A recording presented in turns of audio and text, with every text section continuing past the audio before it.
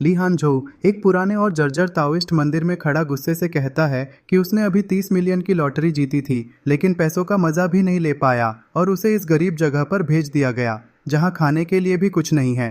तभी बाहर से उसका शिष्य लियू डोंग्युए आवाज लगाता है और पूछता है कि क्या उनका जादुई खजाना तैयार हो गया है, क्योंकि अगले दिन ताई शुआन शेंगदी की परीक्षा शुरू होने वाली है। ली हानझो जवाब देता है कि उसे सब पता है और खजाना जल्द ही तैयार हो जाएगा। अकेले बैठकर ली हानझो सोचता है कि इस शरीर का पुराना मालिक बहुत बड़ा जुआरी था। उसने संप्रदाय की लगभग सारी चीजें हार दी थीं और 800 ताइल चांदी का कर्ज छोड़ गया था। अगर कर्ज नहीं चुकाया गया तो लोग उसकी टांगें तोड़ देंगे। अब उसकी सारी उम्मीद नए जादुई खजाने पर टिकी हुई है। वह मेज पर रखे एक लाल लौकीनुमा खजाने के सामने बैठकर जादुई विधि का उपयोग करता है। उस पर एक चमकता हुआ निशान बन जाता है और उसमें से हरी रोशनी निकलने लगती है। यह देखकर ली हानझो हैरान रह जाता है। वह तुरंत एक पुरानी किताब खोलकर देखता है। किताब के अनुसार 7 ट्रेजर्स गॉड से लाल रोशनी निकलनी चाहिए थी, लेकिन इसमें से हरी रोशनी निकल रही है। वह सोचता है कि कहीं यह खजाना खराब तो नहीं हो गया।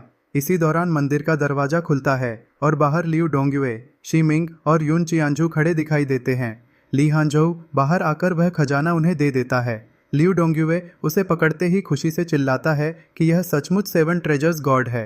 लियू डोंग्युए और शीमिंग खुश हो जाते हैं कि इसकी मदद से उनका दूसरा भाई परीक्षा में अपनी जान बचा सकेगा। यून चियांजू कहती है कि वह इसका असर देखना चाहती है और पूछती है कि यह चीज़ों को कैसे खींचता है। ली हानझो खांसते हुए कहता है कि यह अभी अभी बना है, इसलिए पहले इसका परीक्षण कर लेना चाहिए। मन ही मन वह सोच रहा होता है कि इस हरी रोशनी का रहस्य क्या है और कहीं यह परीक्षा के दौरान फट न जाए। लियू डोंग्युए मना कर देता है और कहता है कि ऐसे खजानों के उपयोग की सीमा होती है, इसलिए इसे यहाँ बर्बाद नहीं कर सकते। इसे परीक्षा के महत्वपूर्ण समय के लिए बचाकर रखना होगा। यह सुनकर यून चियांजू और शी मिंग थोड़े उदास हो जाते हैं। इसके बाद लियू डोंग्युए वह खजाना लेकर तुरंत चला जाता है। ली हानझो बस सिर पकड़कर कहता है कि जैसी तुम्हारी मर्जी। कुछ देर बाद भूख से उसके पेट की आवाज निकलती है। वह आसमान की ओर देखकर शिकायत करता है कि इस नई दुनिया में उसे कोई सिस्टम भी नहीं मिला और चावल का डिब्बा भी खाली है। इसलिए वह फैसला करता है कि अगले दिन पहाड़ से नीचे जाकर भविष्यवाणी और फेंग शुई का काम करेगा ताकि खाने के पैसे कमा सके। अगले दिन लियू डोंग्युए यात्रा के लिए तैयार होता है। वह ली हानझो को प्रणाम करके कहता है कि उसके बाद बाकी भाई बहनों का ध्यान रखें और जुआ कम खेलें। ली हानझो कहता है कि उसने जुआ कब का छोड़ दिया है। फिर ली हानझो उसे एक पीला तावीज़ देता है और बताता है कि उसने कल झेन गांगफू बनाया था। इसकी शक्ति बहुत अधिक नहीं है, लेकिन सुरक्षा के लिए काफ़ी है। तावीज़ देखकर लियू डोंग्युए की आंखें चमक उठती हैं। आसमान में अजीब बादल दिखाई देते हैं। लियू डोंग्युए घुटनों के बल बैठकर धन्यवाद देता है और वादा करता है कि वह जीत कर लौटेगा। यून चियांजू भी पीछे से उसका हौसला बढ़ाती है। इसके बाद शीमिंग आता है। ली हानझो उससे पूछता है कि बड़े भाई जोउ चियानलिन के बारे में कोई खबर मिली या नहीं। शीमिंग बताता है कि जोउ चियानलिन पहाड़ के नीचे राक्षसी प्राणियों को खत्म करने गए हैं और कब लौटेंगे इसका कोई पता नहीं है। यह सुनकर ली हानझो मजाक में कहता है कि जब भी कर्ज चुकाने का समय आता है, बड़े भाई राक्षसों का शिकार करने के बहाने गायब हो जाते हैं, जैसे उनका राक्षसों से कोई खास रिश्ता हो। बाद में वह जमीन पर पड़ी सड़ी हुई सब्जी देखकर रोने लगता है और कहता है कि इतने दिनों से उसने मांस की खुशबू तक नहीं सूंघी। अगर वह ऐसे ही खराब सब्जियां खाता रहा तो उसका चेहरा भी उस खजाने की तरह हरा हो जाएगा। फिर वह एक लकड़ी का बोर्ड तैयार करता है जिस पर सटीक भविष्यवाणी लिखा होता है। वह शीमिंग और यून चियांजू से कहता है कि दोनों घर पर रहें, जबकि वह पैसे कमाने जा रहा है और रात को मांस लेकर लौटेगा। शीमिंग तुरंत सिर पकड़ लेता है और कहता है कि शीशु जरूर उधार लेने या जुआ खेलने जा रहे हैं। उन पर भरोसा करने से अच्छा है कि आसमान से रोटी गिरने का इंतजार किया जाए। इसके बाद बायून सिटी का बाजार दिखाई देता है। ली हानझो अपना स्टॉल लगाकर बैठा होता है और बाऊजी खा रहा होता है। वह अफसोस करता है कि इस दुनिया में भविष्यवाणी का काम भी मुश्किल है। पूरी सुबह में सिर्फ 10 सिक्के कमाए हैं और एक आंटी ने उसका हाथ पकड़कर उसे परेशान भी कर दिया। तब वह अपनी आंखों से एक जादुई तकनीक का उपयोग करता है और सोचता है कि उसे किसी अमीर आदमी को ढूंढना होगा। तभी बाजार में सफ़ेद घोड़ों वाली एक शानदार गाड़ी आती दिखाई देती है। ली हानझो गाड़ी के ऊपर काली और लाल बुरी आभा देखता है और खुश हो जाता है। उसे लगता है कि इस आदमी की किस्मत में बड़ी मुसीबत लिखी है और यही उसका नया ग्राहक बनेगा। गाड़ी रुकती है और चालक गुस्से में उसे डांटता है। तभी गाड़ी के अंदर से सिटी लॉर्ड का बेटा ये यून बाहर आता है। ली हानझो उसके सामने जाकर कहता है कि उसके चेहरे पर बुरी किस्मत साफ दिखाई दे रही है और जल्द ही उस पर खून से जुड़ा बड़ा संकट आने वाला है। चालक गुस्से में उसे मारने के लिए आगे बढ़ता है, लेकिन ये यून उसे रोक देता है। फिर वह खुद गाड़ी से उतरकर ली हानजोउ का हाथ पकड़ लेता है और कहता है कि उसने एक नज़र में सब पहचान लिया। उसके घर में सचमुच राक्षसी प्राणी परेशानी पैदा कर रहे हैं और उसे मदद चाहिए। ली हानजोउ मन ही मन हैरान हो जाता है कि इतना सीधा और अमीर लड़का भी हो सकता है। उसने अभी अपनी बात पूरी भी नहीं की थी और सामने वाला उसकी बात मान गया। चालक शक जताता है और कहता है कि यह आदमी धोखेबाज लगता है। ये यून भी पूछता है कि क्या वह सच में ठग है। इस पर ली हानजोउ पूरे विश्वास से कहता है कि वह एक ताओइस्ट है और धोखा क्यों देगा। ये यून तुरंत चालक को डांट देता है। फिर ली हानजोउ कहता है कि उनकी मुलाकात किस्मत से हुई है और बुरी शक्तियों को भगाना उसका कर्तव्य है। इतना कहकर वह एक पीला तावीज निकालता है। वह बताता है कि यह उनके संप्रदाय का खास बुरी शक्तियों को दूर करने वाला तावीज है। अगर इसे बिस्तर के पास लगा दिया जाए तो पूरा घर सुरक्षित रहेगा। ये यून खुश होकर पूछता है कि इसकी कीमत क्या है। ली हानजोउ सोचता है कि 5 ताइल मांग लेता हूँ, जिससे कई दिनों का खाना आ जाएगा। वह सिर्फ 5 ही बोल पाता है कि ये यून बीच में ही बोल पड़ता है और समझता है कि तावीज़ की कीमत 500 ताइल है। वह हैरान होकर कहता है कि इतना शक्तिशाली तावीज़ इतना सस्ता कैसे हो सकता है। ये यून तुरंत 500 ताइल दे देता है और वादा करता है कि अगर तावीज़ काम कर गया तो वह अपने पिता से और बड़ा इनाम दिलवाएगा। इसके बाद वह खुशी खुशी वहाँ से चला जाता है। पैसे देखकर ली हानजोउ बहुत खुश हो जाता है और खुद को अमीर महसूस करता है। लेकिन पास खड़ा एक आदमी उसे चेतावनी देता है कि पैसे मिल गए हैं, अब अपनी जान की भी चिंता करो। ली हानजोउ पूछता है कि ऐसा क्यों। तब वह आदमी बताता है कि जिसे उसने तावीज़ बेचा है वह बायून सिटी लॉर्ड का बेटा ये यून है। उसकी एक बड़ी बहन भी है जिसका नाम ये जेन है। वह बताता है कि ये जेन शांगचिंग संप्रदाय की बहुत प्रतिभाशाली और शक्तिशाली शिष्या है। उसका गुस्सा बहुत खतरनाक माना जाता है। अगर उसे पता चल गया कि किसी ने उसके भाई को ठगा है तो वह उसकी कम से कम 30 पसलियां तोड़ देगी। यह सुनकर ली हानजोउ डर जाता है। वह सोचता है कि पहले कर्ज देने वाले उसकी टांगें तोड़ना चाहते थे और अब ये जेन उसकी पसलियां तोड़ देगी। यह दुनिया सच में बहुत खतरनाक है। वह परेशान होकर कहता है कि वह इस जगह पर एक दिन भी और नहीं रह सकता। उधर ये यून भागते हुए अपने पिता के पास पहुंचता है और खुशी से चिल्लाता है कि वह राक्षसों को भगाने के लिए एक महान तावीज़ लेकर आया है। बायून सिटी लॉर्ड अपने सिंहासन पर बैठे अपने बेटे से बात कर रहे होते हैं। उनकी बेटी, जो बैंगनी कपड़ों में बैठी होती है, अपने भाई को डांटते हुए कहती है कि जब उनके पिता को रोज बुरे सपने आते हैं तब वह बाहर आवारागर्दी करता फिर रहा है। भाई सफाई देता है कि वह आवारागर्दी नहीं कर रहा था, बल्कि उसे एक महान गुरु मिले थे। वह उनके द्वारा दिया गया एक पीला ताबीज दिखाता है जिसे उसकी बहन तुरंत अपने हाथ में ले लेती है। ताबीज को देखकर बहन उसका मजाक उड़ाती है और कहती है कि 800 साल पहले हुए स्वर्ग और पृथ्वी के बदलाव के बाद से आध्यात्मिक शक्ति बंद हो चुकी है। उसके अनुसार अब ज्यादातर ताओइस्ट संप्रदायों के लोग सिर्फ लोगों को ठगने का काम करते हैं। वह ताबीज को बेकार कागज बताकर गुस्से में पूछती है कि इसके लिए कितने पैसे दिए गए हैं। भाई घबराते हुए बताता है कि उसने इसके लिए 500 ताइल चांदी दिए हैं। यह सुनते ही बहन का गुस्सा और बढ़ जाता है। वह कहती है कि किसी ने बायून सिटी लॉर्ड के परिवार को ठगने की हिम्मत की है। वह फैसला करती है कि घर में मौजूद राक्षस को खत्म करने के बाद उस धोखेबाज की अच्छी तरह खबर लेगी और ताबीज को मेज पर फेंक देती है। दूसरी तरफ एक रसोई में ली हानजोउ खाना बना रहा होता है। वह कढ़ाई में मांस पका रहा होता है। दरवाजे पर खड़े 2 छोटे शिष्य, एक लड़का और एक लड़की, हाथों में तांगहुलू लिए हुए डरते डरते अंदर झांक रहे होते हैं। छोटी लड़की रोने लगती है और कहती है कि शायद शिशु ने इतना कर्ज ले लिया है कि अब चुका नहीं सकते। उसे लगता है कि उन्हें आखिरी बार अच्छा खाना खिलाया जा रहा है और अगले दिन बेच दिया जाएगा। छोटा लड़का सान शीशोंग अनुमान लगाता है कि शिशु ने मांस, चावल और उनके लिए तांगहुलू भी खरीदा है। इसका मतलब है कि किसी खरीदार ने बहुत बड़ी अग्रिम रकम दी होगी। वह फैसला करता है कि उन्हें आज रात ही यहाँ से भाग जाना चाहिए।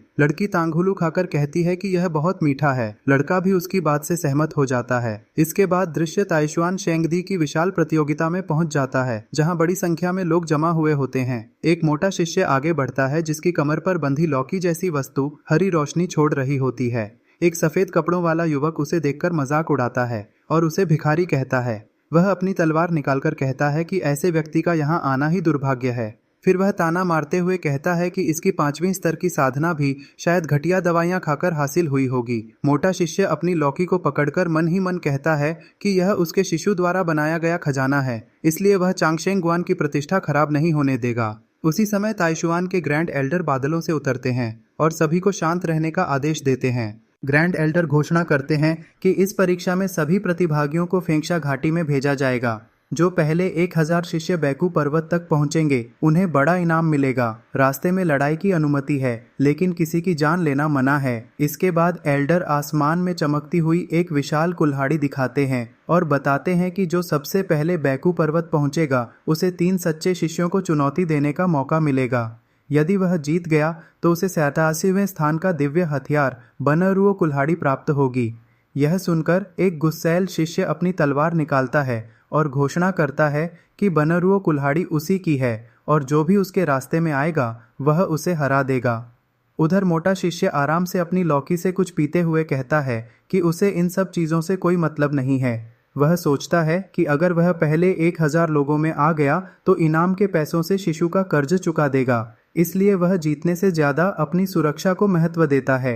एल्डर परीक्षा शुरू करने का आदेश देते हैं और सभी शिष्य रेतीले तूफान वाली घाटी की ओर दौड़ पड़ते हैं। मोटा शिष्य खुशी से दौड़ते हुए सोचता है कि अब उसके पास पहले 1000 में आने का अच्छा मौका है, लेकिन तभी बड़ा दाव मेन का एक योद्धा अपनी विशाल तलवार से उस पर हमला कर देता है और उसे जमीन पर गिरा देता है। वह अपने साथियों से कहता है कि पहले इसे अपाहिज बना दो। मोटा शिष्य तुरंत अपनी लौकी आगे करके चेतावनी देता है कि अगर कोई पास आया तो वह उनके हथियार खींच लेगा। पास ही एक पंखा पकड़े युवक यह सब देखकर हंस रहा होता है। वह बड़ा दावमेन के लोगों को मूर्ख कहता है। वह बताता है कि असली 7 ट्रेजर्स लौकी से लाल रोशनी निकलती है, जबकि इस लौकी से हरा धुआं निकल रहा है, इसलिए यह नकली है। इतना कहकर वह जोर जोर से हंसने लगता है।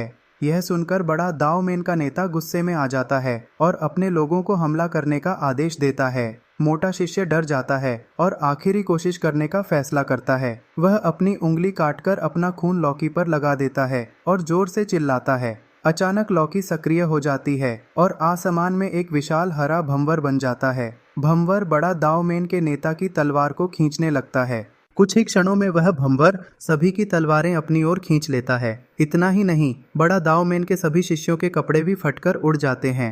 सभी लोग केवल अपने अंदरूनी कपड़ों और पट्टियों में खड़े रह जाते हैं। उनका नेता सदमे में पड़ जाता है। तभी वहां से गुजर रही एक महिला शिष्या शर्म से अपनी आंखें बंद कर लेती है और चीख उठती है। प्रतियोगिता का यह दृश्य बड़ी स्क्रीन पर लाइव दिखाया जा रहा होता है और पूरा मैदान हंसी से गूंज उठता है। लोग बड़ा दावमेन और झाओ शियान का मजाक उड़ाने लगते हैं। ताइशुआन ग्रैंड एल्डर भी शर्मिंदा होकर तुरंत कैमरा एंगल बदलने का आदेश देते हैं। स्क्रीन के सामने बैठे एक एल्डर शर्म से अपना चेहरा कपड़े से ढक लेते हैं, जबकि बड़ा दावमेन का एल्डर गुस्से से चिल्लाता है और पूछता है कि चांगशेंग गुआन का यह लड़का आखिर कौन सा अजीब जादुई खजाना इस्तेमाल कर रहा है। उधर मोटा शिष्य अपनी लौकी को हैरानी से देखता है, सबसे माफ़ी मांगता है और वहाँ से भाग जाता है। दौड़ते हुए वह सोचता है कि शिशु ने आखिर कैसी अजीब चीज़ बना दी है। रास्ते में उसे युएशान संप्रदाय का प्रमुख शिष्य शेन जोंगाओ मिलता है, जो 7वें स्तर का शक्तिशाली विशेषज्ञ होता है और उसका रास्ता रोक लेता है। मोटा शिष्य फिर से अपनी लौकी आगे कर देता है। शेन जोंगाओ आत्मविश्वास से कहता है कि उसकी तलवार को खींचना असंभव है क्योंकि उसका वजन ताई पर्वत जितना भारी है। लेकिन उसी समय लौकी का हरा भंवर फिर से सक्रिय हो जाता है। कुछ ही पलों में शेन जोंगाओ के सारे कपड़े भी फटकर लौकी के अंदर चले जाते हैं और वह लगभग नंगा रह जाता है। वह गुस्से से अपने कपड़े वापस मांगता है, लेकिन मोटा शिष्य माफ़ी मांगते हुए कहता है कि कपड़े अब अंदर जाकर खराब हो चुके होंगे और वहाँ से भाग निकलता है। बड़ी स्क्रीन पर यह दृश्य देखकर लोग शेन जोंगाओ के इस अजीब प्रशिक्षण तरीके का मजाक उड़ाने लगते हैं। उनका एल्डर गुस्से से पागल हो जाता है और आदेश देता है कि उस ताओइस्ट लड़के को टुकड़े टुकड़े कर दिया जाए। गुस्से में वह जमीन पर पैर मारता है, जिससे वहां दरार पड़ जाती है। दूसरी ओर जियांग परिवार का एक बुजुर्ग मन ही मन राहत की सांस लेता है और सोचता है कि अच्छा हुआ उनकी युवा महिला पर यह हमला नहीं हुआ, वरना पूरे जियांग परिवार की प्रतिष्ठा मिट्टी में मिल जाती। मोटा शिष्य लगातार रेगिस्तान में दौड़ता रहता है और देखता है कि आगे के 2 प्रतियोगी डर के कारण उस पर हमला करने की हिम्मत नहीं कर रहे हैं। वह आगे देखता है और पाता है कि अब उसके सामने सिर्फ एक ही प्रतियोगी बचा है। यह देखकर वह खुश हो जाता है और सोचता है कि अगर वह पहला स्थान हासिल कर ले तो शिशु के लिए बहुत सारे पैसे कमा सकता है। यही सोचकर वह अपनी पूरी ताकत लगाकर और तेज दौड़ने लगता है। सबसे आगे दौड़ रहा शिष्य तियानशिंग पीछे मुड़कर देखता है और हैरान हो जाता है कि एक 5वें स्तर का ताओइस्ट उसके काफ़ी करीब पहुंच गया है। उसे चेतावनी दी जाती है कि उस लड़के की लौकी से सावधान रहे, क्योंकि वह बहुत अजीब है। तियानशिंग गुस्से से पीछे मुड़ता है और कहता है कि पूर्ण शक्ति के सामने कोई भी जादुई खजाना बेकार है। लू तियानशिंग अपनी विशाल कुल्हाड़ी से जोरदार हमला करता है, लेकिन शिमिंग के चारों तरफ अचानक एक सुनहरा सुरक्षा कवच बन जाता है जो उसे पूरी तरह बचा लेता है। यह देखकर लू तियानशिंग हैरान रह जाता है और सोचता है कि उसका वार किसी साधारण इंसान पर नहीं बल्कि लोहे जैसी मजबूत चीज पर पड़ा है। शिमिंग गर्व से बताता है कि यह उसके शिशु द्वारा बनाया गया जिंगांग फू ताबीज है। इसके बाद शिमिंग अपना हरा लौकीनुमा खजाना निकालता है और लू तियानशिंग पर हमला कर देता है। खजाने की शक्ति से लू तियानशिंग दूर जा गिरता है। लोग उसे पीछे हटने के लिए कहते हैं, लेकिन लू तियानशिंग हार मानने से इनकार कर देता है। वह कहता है कि हथियार न होने पर भी वह अपने मुक्कों से लड़ सकता है। तभी अचानक उसके कपड़े गायब हो जाते हैं और वह केवल अंदरूनी कपड़ों में रह जाता है। वह घबराकर रोने लगता है और अपने कपड़े वापस करने की मांग करता है। यह दृश्य देखकर दर्शकों में बैठे एल्डर शर्मिंदा हो जाते हैं। द चांगलाओ गुस्से में कहता है कि हजारों लोगों के सामने उनकी प्रतिष्ठा मिट्टी में मिल गई है। कई बुजुर्ग इस अजीब जादुई खजाने की चर्चा करने लगते हैं। वे कहते हैं कि अगर गुयानजी भी हार गया तो उनका दिव्य हथियार बनरुओ कुल्हाड़ी भी इस ताओइस्ट लड़के के हाथ लग जाएगा। द चांगलाओ बड़ी स्क्रीन के जरिए गुयानजी को संदेश भेजता है और कहता है कि यह आखिरी दौर है तथा पूरे ताइशुआन शेंगदी की प्रतिष्ठा दांव पर लगी हुई है। उधर गुयानजी एक चट्टान पर बैठा आराम से शराब पी रहा होता है। वह आत्मविश्वास से कहता है कि वह ताइशुआन की प्रतिष्ठा को कभी नुकसान नहीं होने देगा। कुछ देर बाद शिमिंग सीढ़ियां चढ़ते हुए वहां पहुंचता है जहां गुयानजी उसका इंतजार कर रहा होता है। गुयानजी उसे 5वें स्तर का साधक कहकर संबोधित करता है, जबकि शिमिंग उससे पूछता है कि क्या वह आखिरी रक्षक है। गुयानजी कहता है कि उसने शिमिंग की सारी लड़ाइयाँ देखी हैं और उसका हरा खजाना काफ़ी दिलचस्प है। यह सुनकर शिमिंग थोड़ा घबरा जाता है क्योंकि गुयानजी उससे कहीं अधिक शक्तिशाली चाओतुओ स्तर का विशेषज्ञ है। शिमिंग कहता है कि ताइशुआन के नियम बहुत सख्त हैं और नियमों के अनुसार उसे पहले 3 चालें चलने का मौका मिलना चाहिए। गुयानजी उसकी बात मान लेता है और कहता है कि ताइशुआन शेंगदी कभी अपने वादे से पीछे नहीं हटता। शिमिंग तुरंत अपनी लौकी खोलता है और उसमें से निकलने वाली हरी रोशनी सीधे गुयानजी की आंखों में चमकती है। यह देखते ही गुयानजी के चेहरे का रंग उड़ जाता है। कपड़े गायब होने के डर से वह तुरंत घुटनों के बल बैठ जाता है, हार मान लेता है और बनरुओ कुल्हाड़ी शिमिंग को सौंप देता है। यह दृश्य देखकर द चांगलाओ इतना गुस्सा हो जाता है कि उसके हाथ से चाय भी गिर जाती है। शिमिंग हैरानी से पूछता है कि आखिर हुआ क्या है। इस पर गुयानजी कहता है कि द चांगलाओ ने उसे किसी भी कीमत पर प्रतिष्ठा बचाने को कहा था। वह शिमिंग को बधाई देता है और वहां से चला जाता है। शिमिंग अपनी जीत से खुश हो जाता है, लेकिन तभी अचानक उसके चारों तरफ बहुत सारे गुस्साए हुए लोग आकर खड़े हो जाते हैं। उन्हें देखकर शिमिंग समझ जाता है कि ये वही लोग हैं जिन्हें उसने फेंगशा घाटी में किसी न किसी तरह परेशान किया था। अब ऐसा लग रहा था जैसे आधी साधना दुनिया उसकी दुश्मन बन चुकी हो। इसी दौरान द चांगलाओ घोषणा करता है कि परीक्षा समाप्त हो चुकी है। 101वें स्थान से लेकर 1000वें स्थान तक आने वाले प्रतिभागियों को 8000 ताइल चांदी दिए जाएंगे। इसके बाद वह बताता है कि 11वें से 100वें स्थान तक आने वालों को 5000 ताइल चांदी और जूलिंग दान मिलेगा। यह सुनकर शिमिंग मन ही मन हिसाब लगाता है और सोचता है कि अगर टॉप 100 को इतना मिल रहा है तो पहले स्थान वाले को कम से कम 50,000 ताइल मिलने चाहिए। फिर द चांगलाओ बताता है कि टॉप 10 के इनाम इससे भी बेहतर हैं और पहले स्थान पर आने वाले को 5 जूची दान मिलेंगे। वह आगे घोषणा करता है कि टॉप प्रतिभागी ताइशुआन शेंगदी के आंतरिक शिष्य बनेंगे और एल्डर स्वयं उन्हें प्रशिक्षण देंगे। बाकी सभी शिष्य यह सुनकर बहुत खुश हो जाते हैं, लेकिन शिमिंग हैरान रह जाता है कि कोई भी उसे नकद पैसा देने की बात क्यों नहीं कर रहा। द चांगलाओ गुस्से में कहता है कि उसे पहले ही बनरुओ कुल्हाड़ी जैसा दिव्य हथियार मिल चुका है, इसलिए अब और लालच नहीं करना चाहिए। शिमिंग मन ही मन सोचता है कि इस टूटी फूटी कुल्हाड़ी का वह क्या करेगा। इसके बाद वह दूसरे एल्डरों को कुल्हाड़ी बेचने की कोशिश करता है, लेकिन एक बुजुर्ग सोचता है कि कोई भी लू तियानशिंग से जुड़ी चीज खरीदने का जोखिम नहीं उठाना चाहेगा। यह सुनकर शिमिंग उदास हो जाता है। वह सोचता है कि अब अपने शिशु को क्या जवाब देगा, जो कर्ज चुकाने के लिए पैसों का इंतजार कर रहे हैं। बाद में वह एक कमरे में बैठकर किताब पढ़ रहा होता है। वहां उसे फेशेंग यानी स्वर्गारोहण के बारे में जानकारी मिलती है और वह सोचता है कि शायद इसी रास्ते से वह भविष्य में बड़ी दौलत हासिल कर सके। कुछ समय बाद वह खाना खा रहा होता है और सोचता है कि अपने शिशु से कहेगा कि कुल्हाड़ी को बहुत महंगे दाम पर बेचें। तभी उसके शिशु वहां आते हैं और उसे आवाज लगाकर बुलाते हैं। शिमिंग घबराकर खड़ा हो जाता है, लेकिन उसके शिशु उससे पूछते हैं कि क्या उसे पता है कि फेशेंग कैसे हासिल की जाती है। शिमिंग बताता है कि फेशेंग एक पौराणिक स्तर है। उनके साम्राज्य के एक महान सम्राट ने वुशांग पोसुई स्तर को पार करके फेशेंग प्राप्त की थी। शिशु के आगे पूछने पर वह अलग अलग साधना स्तरों के नाम बताता है और कहता है कि प्रसिद्ध किजुए जियानशियन को फेशेंग तक पहुंचने में लगभग 400 साल लग गए थे। यह सुनकर शिशु परेशान हो जाते हैं और सोचते हैं कि 400 साल बाद तो उनके पैसे किसी काम के नहीं रहेंगे। तभी छोटी शिष्या कहती है कि उन पर सिर्फ 800 ताइल का कर्ज है, उसके लिए फेशेंग जैसी बड़ी चीज की जरूरत नहीं है। शिशु उसे डांटते हैं और पूछते हैं कि क्या फेशेंग हासिल करने वाला व्यक्ति अपने परिवार को भी साथ ले जा सकता है। शिमिंग जवाब देता है कि हाँ, अगर एक व्यक्ति फेशेंग प्राप्त कर ले तो वह अपने करीबियों को भी साथ ले जा सकता है।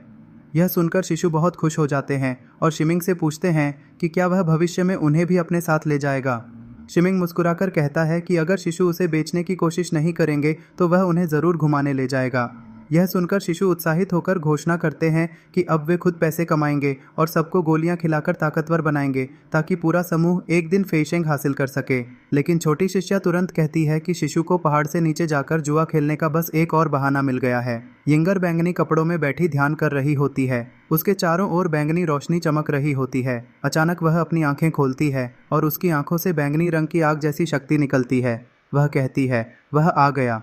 इसके बाद वह रोशनी एक गलियारे से होते हुए बाहर छत पर पहुंचती है, जहां उसका पिता दर्द से अपना सिर पकड़कर जमीन पर गिरा हुआ होता है। यिंगर हाथ में तलवार लेकर उसके सामने खड़ी हो जाती है और दानव को अपना असली रूप दिखाने के लिए कहती है। तभी उसके पिता के पीछे एक काला साया दिखाई देता है जिसकी आंखें बैंगनी होती हैं। वह उसके सिर पर हाथ रखे खड़ा होता है। यिंगर उसे ड्रीम डेमन यानी मेंग्याओ कहकर पुकारती है और उसे मरने के लिए तैयार रहने को कहती है। मेंग्याओ इंसानी रूप धारण करके हंसने लगता है। वह कहता है कि उसे लगा था कोई बड़ा मास्टर आया होगा, लेकिन यहाँ तो सिर्फ एक छोटी लड़की है। यिंगर जवाब देती है कि उसे खत्म करने के लिए वही काफ़ी है।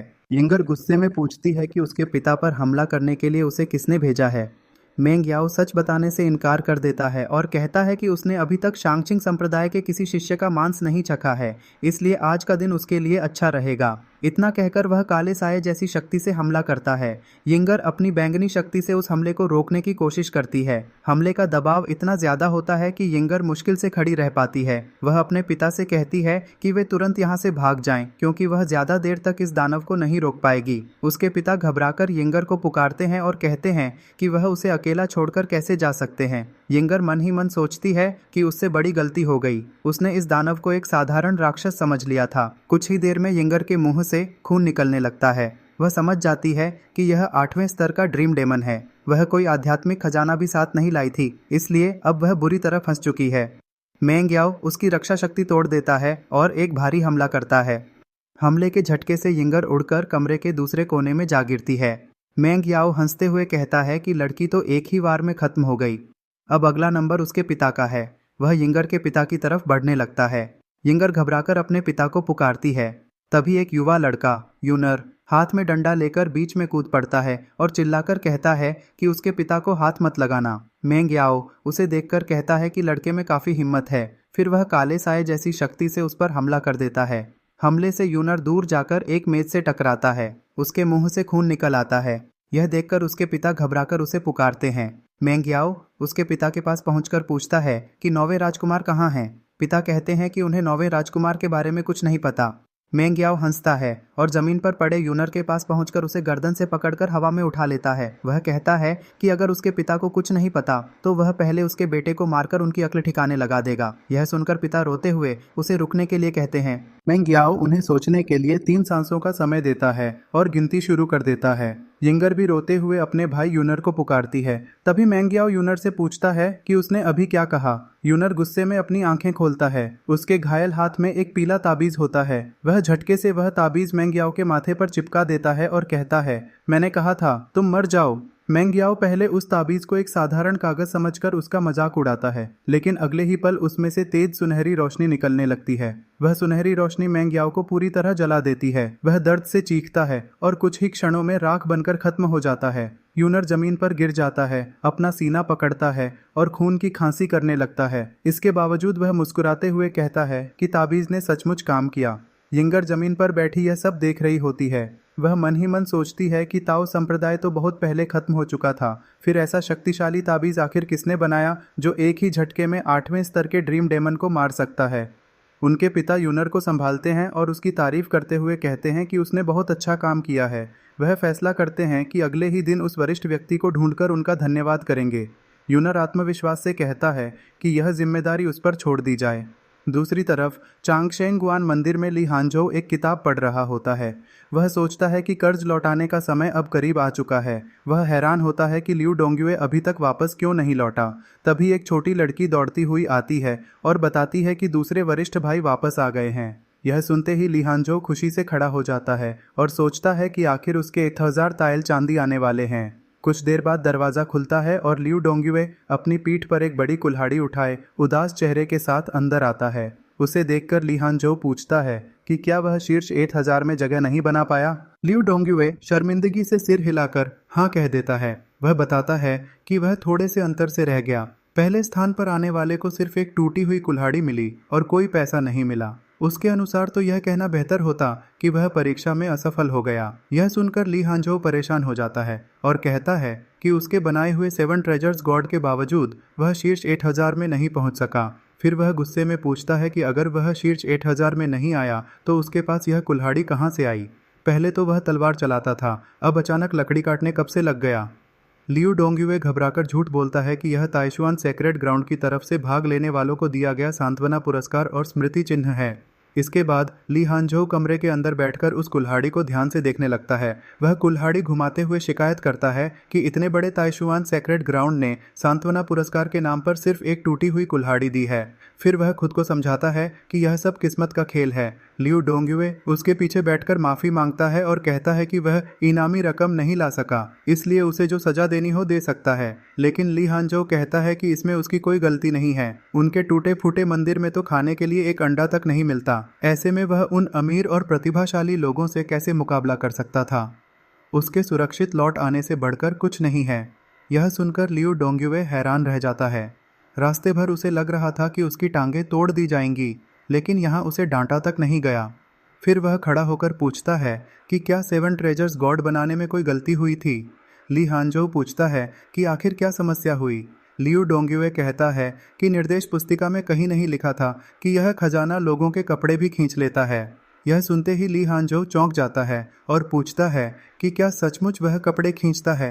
तब लियू डोंगयुए बताता है कि टायरेंट स्वॉर्ड संप्रदाय के प्रमुख, झाओ परिवार के युवा स्वामी और यहाँ तक कि ताइशुआन के महान प्रतिभाशाली लू तियानाशिंग के भी कपड़े उस खजाने ने खींच लिए थे। उन सभी को हजारों लोगों के सामने लगभग निर्वस्त्र होना पड़ा था। यह सुनकर ली हांजो के चेहरे पर पसीना आ जाता है। वह घबराकर कहता है कि अब उन्होंने साधना जगत के लगभग सभी बड़े प्रतिभाशाली लोगों को दुश्मन बना लिया है। दीवार पर टंगी तलवारों को देखते हुए वह सोचता है कि पैसे तो कमाए नहीं, लेकिन पूरे साधना जगत से दुश्मनी जरूर मोल ले ली। अगर वे लोग हमला करने आ गए तो चांगशेंग गुआन के कमजोर लोग उनका सामना नहीं कर पाएंगे। घबराहट में वह अपने कपड़े पकड़ लेता है और मन ही मन सोचता है कि उसे आज रात ही यहाँ से भाग जाना चाहिए। तभी लियू डोंगयुए कहता है कि उनकी बनाई हुई ताबीजें वास्तव में बहुत शक्तिशाली हैं। वह बताता है कि 9वें स्तर के शिखर पर पहुंचा लू तियानचिंग भी अपनी कुल्हाड़ी से हमला करके उनकी डायमंड ताबीज की रक्षा शक्ति नहीं तोड़ पाया। फिर वह पूछता है कि ली हांजो के पास इतनी अद्भुत शक्ति आखिर कब से आ गई।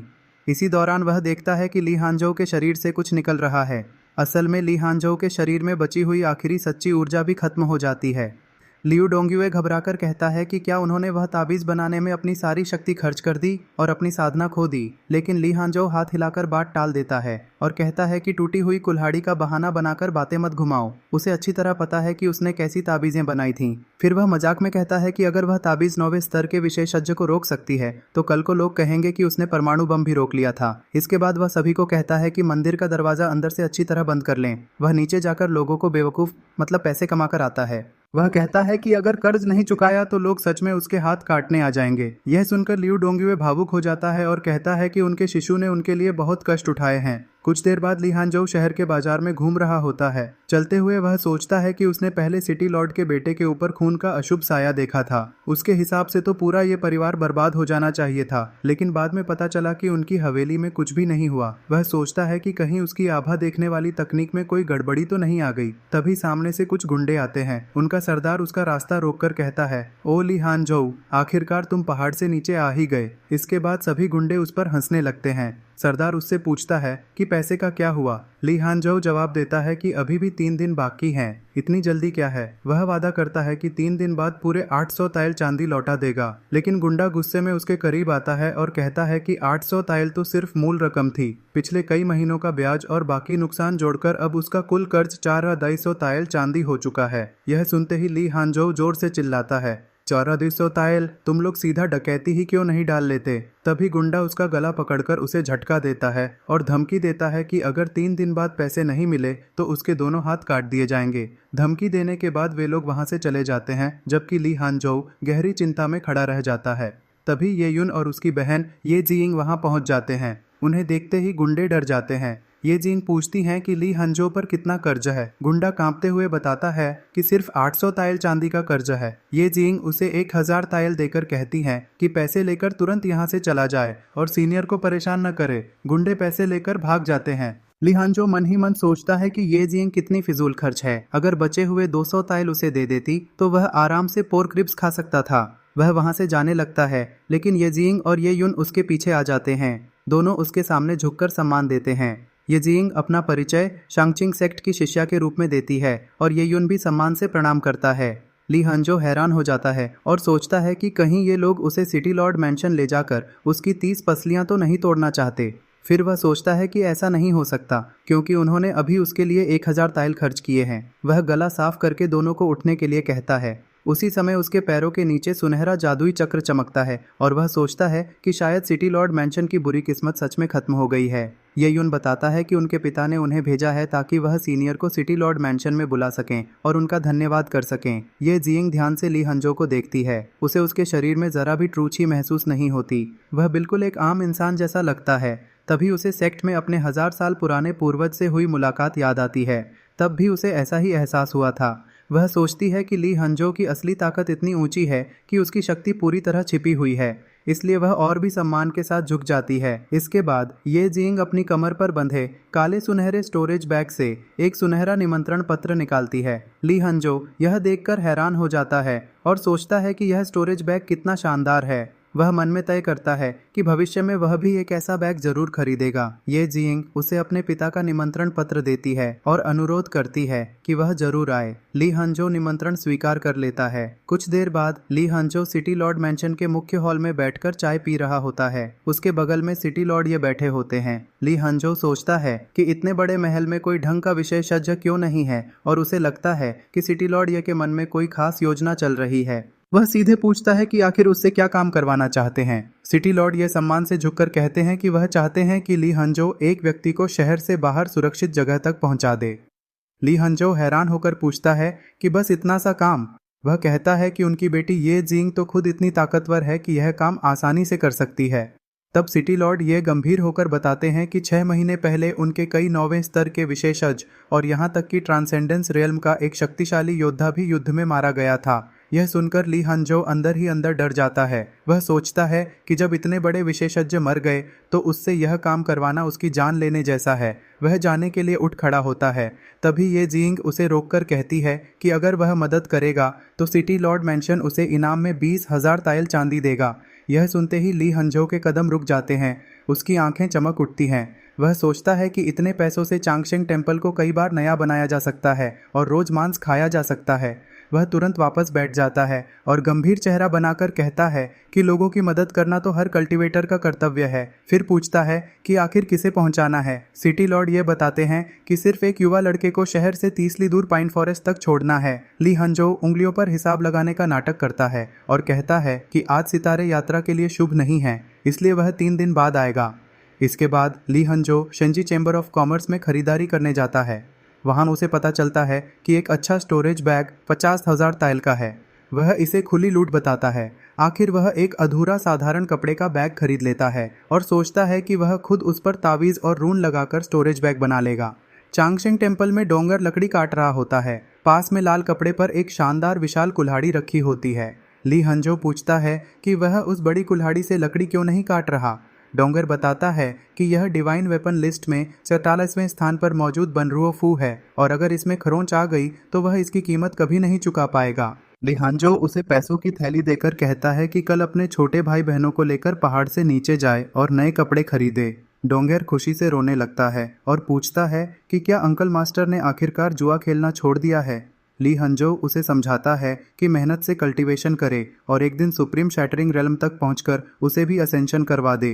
डोंगेर हंसकर कहता है कि उनके मंदिर की तकनीकें तो पहले से खराब हैं, सुप्रीम शैटरिंग रेल्म तो बहुत दूर की बात है। इसके बाद ली हंजो अपने कमरे में जाकर खरीदे हुए बैग पर तावीज और रून लगाता है। काम पूरा होने पर वह खुश हो जाता है, लेकिन बैग से हल्के नीले धुएं की जगह घना काला धुआं निकलने लगता है। वह हैरान होकर सोचता है कि उससे फिर कोई गलती हो गई है। वह फैसला करता है कि पहले किसी सस्ती चीज पर इसका परीक्षण किया जाए। तभी एक छोटी लड़की खाना लेकर आती है। ट्रे में बड़े बड़े चिकन ड्रमस्टिक्स रखे होते हैं। ली हंजो बैग का मुंह खाने की तरफ करता है और काला धुआं निकलकर चिकन ड्रमस्टिक्स को घेर लेता है। अगले ही पल सारे ड्रमस्टिक्स गायब हो जाते हैं और बैग के अंदर चले जाते हैं। वह लड़की से कहता है कि आज जी भरकर खाओ। लड़की विनम्रता से कहती है कि पहले अंकल मास्टर खाएं, लेकिन जब दोनों प्लेट की तरफ देखते हैं तो प्लेट पूरी तरह खाली होती है। ली हंजो बात बदल देता है। तभी डोंगर कमरे में आता है। ली हंजो गर्व से उसे अपना नया स्टोरेज बैग दिखाता है। डोंगर चौंक जाता है और पूछता है कि क्या उन्होंने सच में स्पेशल मैजिक आइटम बना ली है। ली हंजो बैग में एक छोटी चीज डालकर उसे दिखाता है कि बैग ठीक काम कर रहा है। डोंगर फिर पूछता है कि बाकी स्टोरेज बैग से हल्का धुआं निकलता है, लेकिन इस बैग से काला धुआं क्यों निकल रहा है। ली हंजो कहता है कि रंग अलग होने से क्या फर्क पड़ता है। फिर वह बैग के अंदर रखी चीजें बाहर निकालने की कोशिश करता है। जैसे ही बैग खुलता है, काला धुआं बाहर फैल जाता है। धुआं छंटने के बाद सब लोग दंग रह जाते हैं। वहाँ चिकन ड्रमस्टिक्स नहीं होते, बल्कि तियानमिंग गोस्ट सील और टाइक्सन ग्रेट ओमिनस बैनर जैसी बेहद खतरनाक और दुर्लभ वस्तुएं पड़ी होती हैं। डोंगर उन्हें पहचानकर घबरा जाता है और चिल्लाता है कि ये तो मशहूर खजाने हैं। वह पूछता है कि क्या अंकल मास्टर ने इन्हें चुरा लिया है। छोटी लड़की भी डर जाती है और सोचती है कि शायद अचानक आए पैसे भी किसी डकैती का नतीजा हैं। डोंगर कहता है कि ऐसी बातों की वजह से पूरे परिवार को सजा मिल सकती है। ली हंजो घबराकर हाथ हिलाता है और कहता है कि उसने कोई चोरी नहीं की, उसके पास इतनी हिम्मत ही कहाँ है। चंजू एक सुनहरी ड्रैगन भट्टी चिंगलोंग बाइयान लू को देखकर चौंक जाता है। वह पहचान लेता है कि यह याओवांग वैली के एल्डर सन की मशहूर भट्टी है। वह घबराकर अपने शीशु ली हंजो से कहता है कि उन्होंने सिर्फ टांगमेन को ही नहीं बल्कि याओवांग वैली को भी लूट लिया है। यह सुनकर ली हंजो परेशान हो जाता है। तभी उसके सामने दो जादुई भट्टियां दिखाई देती हैं। वह अपने स्टोरेज बैग से डातियन चांगजुए नाम की एक किताब निकालता है। किताब देखते ही चंजू डर के मारे जमीन पर गिर पड़ता है। रोते हुए चंजू कहता है कि अगर यह बात बाहर फैल गई तो पूरा चंगशेंगवान बर्बाद हो जाएगा। दूसरी तरफ ली हांजो के माथे पर पसीना आ जाता है। वह सोचता है कि यह स्टोरेज बैग किसी डाकू सिस्टम की तरह काम कर रहा है, जो बड़े बड़े लोगों का सामान चुरा लाता है, और अब इन्हें वापस कैसे रखा जाए। तभी उसकी नज़र एक सुनहरी शाही मुहर यूशी पर पड़ती है। वह घबरा जाता है और सोचता है कि अगर यह बाहर आ गई तो पूरा खानदान मुसीबत में पड़ जाएगा। इसी बीच रात के समय टांगमेन की छत पर कुछ एल्डर्स खड़े दिखाई देते हैं। उनके सामने जो जीन खड़ा होता है। उसके चेहरे पर खून लगा होता है और उसने अजीब सी लंबी टोपी पहन रखी होती है। वह हंसते हुए कहता है कि वह टांगमेन का सबसे बड़ा जीनियस है और पूछता है कि सेक्ट का सबसे खास हथियार चियनजी कोंग क्वेलिंग उसके बेकार छोटे भाई को क्यों दिया गया। एक एल्डर गुस्से में उसे मार डालने का आदेश देता है। जो जीन हंसते हुए कहता है कि आम दिनों में वह तीनों एल्डर्स का मुकाबला नहीं कर सकता था, लेकिन आज वह उन्हें असली ताकत दिखाएगा। वह हाथ उठाकर घोषणा करता है कि वह टांगमेन का सबसे खतरनाक हथियार चियनमिंग गुइलियन इस्तेमाल करेगा, जिसे उसने सेक्ट से चुराया है। यह सुनकर सभी एल्डर्स घबरा जाते हैं और लोगों को पीछे हटने के लिए कहते हैं।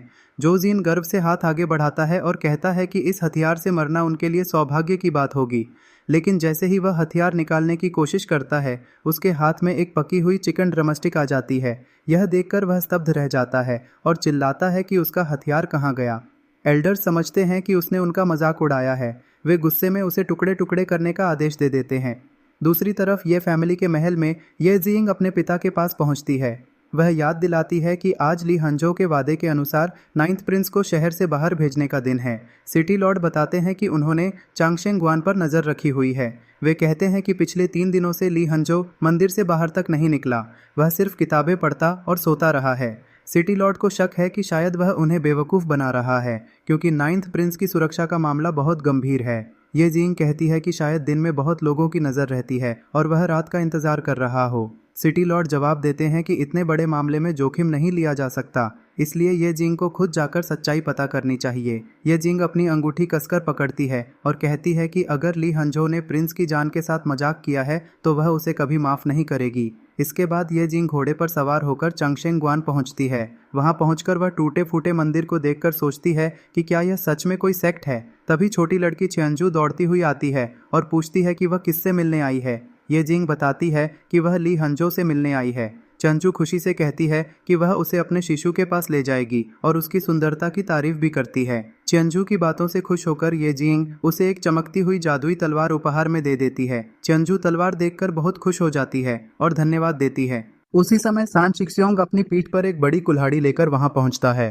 चंचू उसे नई तलवार दिखाती है और सान शिक्स्योंग भी ये जिंग का धन्यवाद करता है। सान शिक्स्योंग बताता है कि रसोई में लकड़ियां खत्म हो गई हैं, इसलिए वह पहाड़ पर लकड़ी काटने जा रहा है। यह कहते हुए वह जाने लगता है। ये जिंग की नज़र उसकी पीठ पर बंधी कुल्हाड़ी पर पड़ती है और वह दंग रह जाती है। वह पहचान लेती है कि यह बनरो फू है, जो डिवाइन वेपन्स लिस्ट में 43वें स्थान पर मौजूद मशहूर हथियार है। वह सोचती है कि इतनी दुर्लभ और शक्तिशाली कुल्हाड़ी यहाँ कैसे पहुँच गई। फिर वह चेंजू के कंधे पकड़कर पूछती है कि यह कुल्हाड़ी कहाँ से आई। चंजू बताती है कि उनके एर शिक्स्योंग इसे टाइक्सुन सेक्रेड लैंड की प्रतियोगिता जीतकर लाए थे। यह सुनकर ये जिंग और भी हैरान हो जाती है। वह सोचती है कि उस प्रतियोगिता में तो बड़े बड़े जीनियस हिस्सा लेते हैं, फिर चंगशेंगग्वान का शिष्य यह हथियार कैसे जीत गया। चेंजू बताती है कि एर शिक्स्योंग की शक्ति सिर्फ 5वें स्तर की है। अगर शिशु ने उन्हें मैजिक ट्रेजर और टैलिस्मैन न दिए होते तो वह प्रतियोगिता में जाने की हिम्मत भी नहीं करते।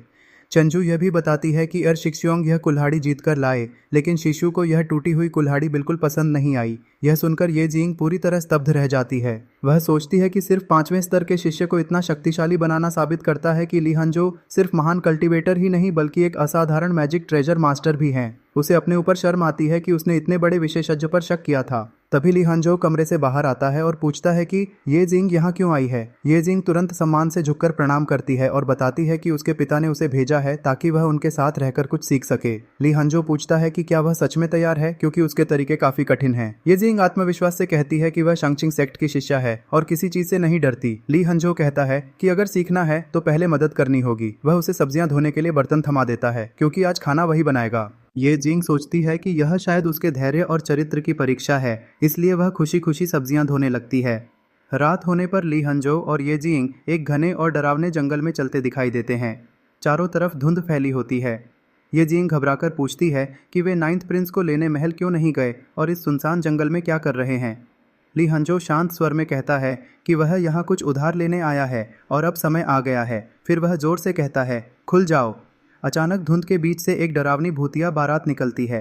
कागज के बने पुतले एक पालकी जैसी चीज उठाकर आगे बढ़ रहे होते हैं। उन्हें देखकर ये जिंग कांप उठती है। वह महसूस करती है कि उनके चेहरे कागज जैसे हैं और उनमें जीवन का कोई निशान नहीं है। ये जिंग समझ जाती है कि उनका सामना किसी भूतिया शक्ति से हो गया है, लेकिन ली हंजो बिल्कुल शांत रहता है। जंगल में अजीब भूतिया संगीत गूंजने लगता है। ली हंजो उन भूतिया पुतलों से कहता है कि उसे उनकी बारात और पालकी चाहिए, क्योंकि उसे एक जरूरी काम करना है।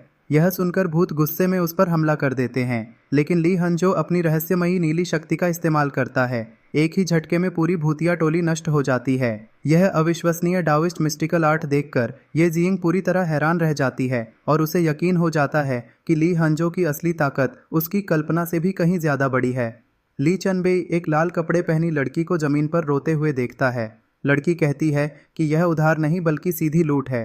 तभी काले कपड़ों में तलवार लिए ली चंबे उसके सामने आता है और उससे उसकी पालकी उधार देने की बात करता है। वह कहता है कि काम पूरा होने के बाद उसे नए जन्म की ओर भेज देगा। यह सुनकर लड़की हंस पड़ती है और बताती है कि इस संसार का पुनर्जन्म चक्र बहुत पहले ही टूट चुका है, इसलिए अब किसी का नया जन्म नहीं होता। वह अपनी यिन पालकी उसे दे देती है और कहती है कि अब वह खुद पैदल शादी करने चली जाएगी। यह सुनकर ली चनबे चौंक जाता है। वह सोचने लगता है कि शायद इसी वजह से उसकी किस्मत में भी नया जन्म नहीं था।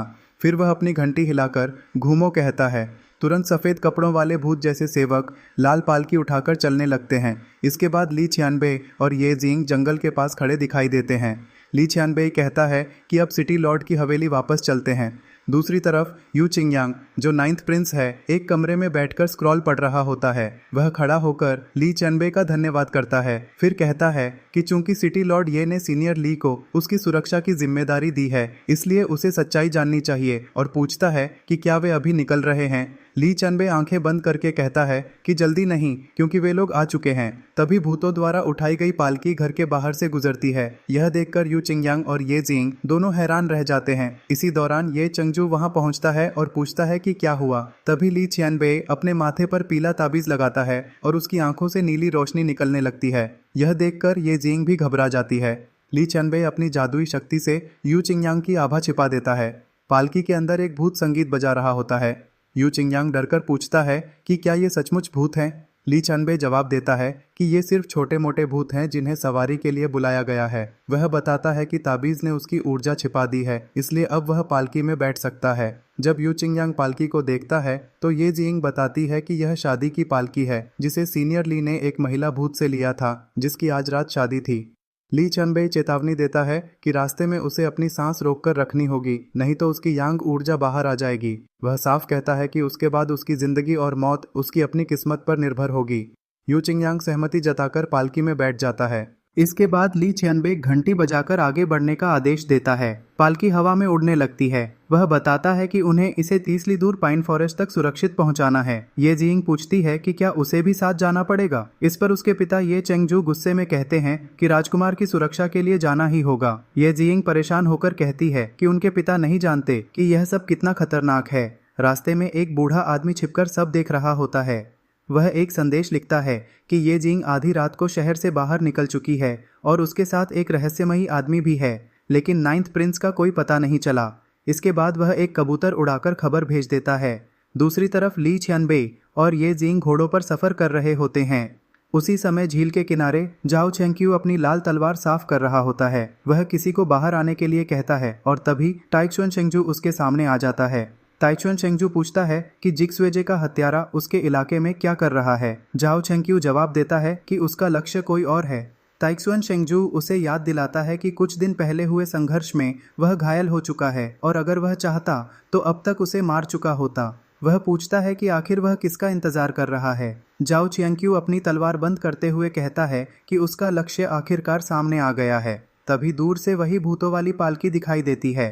पालकी के अंदर बैठा यू चिंगयांग सांस रोकने की कोशिश कर रहा होता है, लेकिन आखिरकार उसकी सांस टूट जाती है और वह खांसने लगता है। उसकी यांग ऊर्जा बाहर निकल जाती है। ये जिंग घबराकर चिल्लाती है कि राजकुमार की पहचान खुल गई है। यह देखकर जाओ चानक्यू हंस पड़ता है और कहता है कि शाही परिवार का यह आदमी अपनी सांस तक नहीं रोक सकता।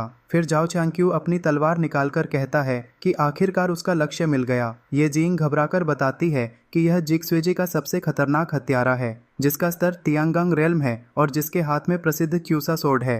वह ली छियानबे से राजकुमार को बचाने की विनती करती है। ली छियानबे मन ही मन सोचता है कि तियांगंग रियल्म सुनने में तो बहुत खतरनाक लगता है। वह तय करता है कि इसी मौके पर अपनी साधना की ताकत आजमा लेगा और अगर हार गया तो अपनी चिंगोंग तकनीक से भाग जाएगा। तभी जाओ चानक्यू हमला करने के लिए आगे बढ़ता है और कहता है कि उसे सिर काटने का आदेश मिला है। उसकी तलवार से लाल ऊर्जा निकलती है, लेकिन अचानक आसमान से बिजली गिरती है और वह रुक जाता है। वह चारों तरफ देखकर पूछता है कि छिपा हुआ विशेषज्ञ कौन है। इस पर ली छियानबे आगे आकर कहता है कि ढूंढने की जरूरत नहीं, वह खुद ही है। जाओ चानक्यू हैरान हो जाता है क्योंकि उसके सामने एक ऐसा आदमी खड़ा है जिसके शरीर में कोई आध्यात्मिक ऊर्जा दिखाई नहीं देती। ली छियानबे शांत स्वर में कहता है कि यह व्यक्ति उसकी सुरक्षा में है और उसे वापस लौट जाना चाहिए, लेकिन जाओ चानक्यू गुस्से में कहता है कि जिक्सवेजे कभी अपना मिशन अधूरा नहीं छोड़ता और अगर कोई बीच में आया तो वह उसे भी मार देगा। इसके बाद जाओ चानक्यू अपनी तलवार घुमाकर तियांगंग विले अरे सक्रिय करता है। चारों ओर बिजली चमकने लगती है और भयंकर हमला शुरू हो जाता है, लेकिन तभी ली छियानबे अपना हाथ आगे बढ़ाकर वुले जनशा का प्रयोग करता है। एक विशाल बिजली का प्रहार सीधे जाओ चानक्यू पर गिरता है। भयानक वार से जाओ चानक्यू बुरी तरह घायल होकर जमीन पर गिर जाता है और उसके शरीर से धुआं निकलने लगता है। यह देखकर ये जिंग खुशी से भर जाती है। वह कहती है कि सीनियर ली बेहद शक्तिशाली हैं और उन्होंने तियांगंग रेल्म के हत्यारे को आसानी से हरा दिया। उधर ली छियानबे खड़ा होकर सोचता है कि दुश्मन अभी तक मरा नहीं है। उसे लगता है कि उसके थंडर टेक्निक की ताकत शायद थोड़ी कम थी या फिर यह हत्यारा उम्मीद से ज्यादा मजबूत निकला। वह मन ही मन मानता है कि उसने अपने प्रतिद्वंद्वी को कम आंका था। चांदनी रात में एक रहस्यमयी स्क्रॉल खुलता है। पर्पल कपड़ों वाली लड़की और सुनहरे पर्पल कपड़ों वाला लड़का हैरान हो जाते हैं। लड़की पहचान लेती है कि यह लिनबाओ बाओफेंग 2 स्टॉर्म स्क्रॉल है। तभी लाल कपड़ों वाला झाओ चांक्यू स्क्रॉल खोलकर काय चिल्लाता है और एक भयानक काला तूफान पैदा हो जाता है। उस तूफान के अंदर नीली और हरी ऊर्जा की अदृश्य तलवारें चारों तरफ वार करने लगती हैं। लड़की घबराकर ली हंझो को सावधान रहने के लिए कहती है और बताती है कि इस तूफान में दिखाई न देने वाली तेज तलवारें छिपी हैं। लेकिन ली हंझो बिल्कुल शांत खड़ा रहता है और अपने हाथ से उन हमलों को रोक देता है। हमले के दौरान उसकी बाजू की आस्तीन थोड़ी फट जाती है। यह देखकर वह गुस्से में आ जाता है और चिल्लाता है कि उसके नए कपड़े फाड़ दिए गए हैं। वह 3 लियांग चांदी का हर्जाना मांगता है और आगे बढ़ते ही एक विशाल बैंगनी ऊर्जा का तूफान खड़ा कर देता है। इसके बाद ली हंझो भारी कदमों से आगे बढ़ता है, अपना हाथ आसमान की तरफ उठाता है और देखते ही देखते दुश्मन का तूफान कांच की तरह टूट जाता है। सारा काला धुआं उसके हाथ में इकट्ठा होने लगता है। कब्रों से घिरे सुनसान रास्ते पर खड़े ली हंझो को देखकर लड़की और लड़का दंग रह जाते हैं। लड़की कहती है कि सीनियर ने खाली हाथों से बाओफेंग तू को रोक लिया, यह तो किसी दंतकथा जैसा है। लड़का बात पूरी करते हुए पूछता है कि क्या यह डातियन चंग जुए है, जो सिंगलोगो की प्रसिद्ध दिव्य तकनीक मानी जाती है। वह सोचने लगता है कि आखिर यह आदमी है कौन। दूसरी तरफ जाओ चंक्यू घुटनों पर गिर जाता है, खून उगलता है और हैरानी से पूछता है कि यह कैसे संभव है। उसी समय एक सफ़ेद बालों वाला बूढ़ा व्यक्ति पेड़ की डाल पर खड़ा सब कुछ देख रहा होता है। वह बूढ़ा पहचान लेता है कि यह वास्तव में चिंगलुओगुओ की सर्वोच्च दिव्य कला डातियन चंग जुए है। उधर ली हंझो अपने हाथ में बची हुई हल्की हरी ऊर्जा को देखता है और मन ही मन सोचता है कि उसकी तकनीक से ऊर्जा रिस क्यों रही है। वह समझता है कि उसने इसे सिर्फ ऊपर ऊपर सीखा है, लेकिन दिखावा करने के लिए यह काफी है। पेड़ पर खड़ा बूढ़ा भी यही निष्कर्ष निकालता है कि ली हंझो की डातियन चंग जुए अभी शुरुआती स्तर पर है, लेकिन इतनी दुर्लभ तकनीक सीख लेना भी साधारण बात नहीं है। वहीं जाओ चंक्यू गुस्से में कहता है कि ली हंझो बहुत चालाक निकला। इसके बाद जाओ चियानक्यू कहता है कि वे फिर मिलेंगे और लाल रोशनी बनकर भागने लगता है। लड़का तुरंत चिल्लाकर कहता है कि यह जी स्वेगे का सबसे खतरनाक हत्यारा है, इसे भागने नहीं देना चाहिए। लड़की भी आग्रह करती है कि सीनियर अपनी दिव्य बिजली से इसे खत्म कर दें, लेकिन ली हंझो पीछे मुड़कर कहता है कि अब उसके पास बिजली वाले ताबीज़ नहीं बचे। वह मजाक में बताता है कि उसने वुलेइफू सस्ते दामों में खरीदे थे और उनका आखिरी स्टॉक भी खत्म हो चुका है, इसलिए अब उसके पास कोई तरीका नहीं है। यह सुनकर भागता हुआ जाओ चानक्यू रुक जाता है और हंसते हुए पूछता है कि क्या सच में ताबीज़ खत्म हो गए हैं। फिर वह कहता है कि अगर ऐसा है तो उसे भागने की ज़रूरत ही नहीं, घायल होने के बावजूद वह सबको आसानी से मार सकता है। इतना कहकर वह लाल ऊर्जा से हमला करता है और लड़की अपनी तलवार निकालकर यू चिंगयांग को सावधान करती है। ली हंझो लंबी सांस लेकर कहता है कि यह हत्यारा बिल्कुल पेशेवर नहीं है और उसे अपना तुरुप का पत्ता इस्तेमाल करने पर मजबूर कर रहा है।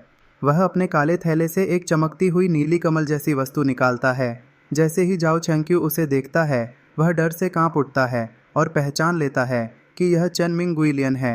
डर के मारे वह जमीन पर गिर पड़ता है। ली हंझो मुस्कुराते हुए हथियार उसकी ओर तानता है और उसे विदा होने के लिए कहता है। अगले ही पल चेन मिंग गुइलियन खुल जाता है और उसमें से हजारों नीली ऊर्जा की सुइयां निकलकर दुश्मन पर टूट पड़ती हैं।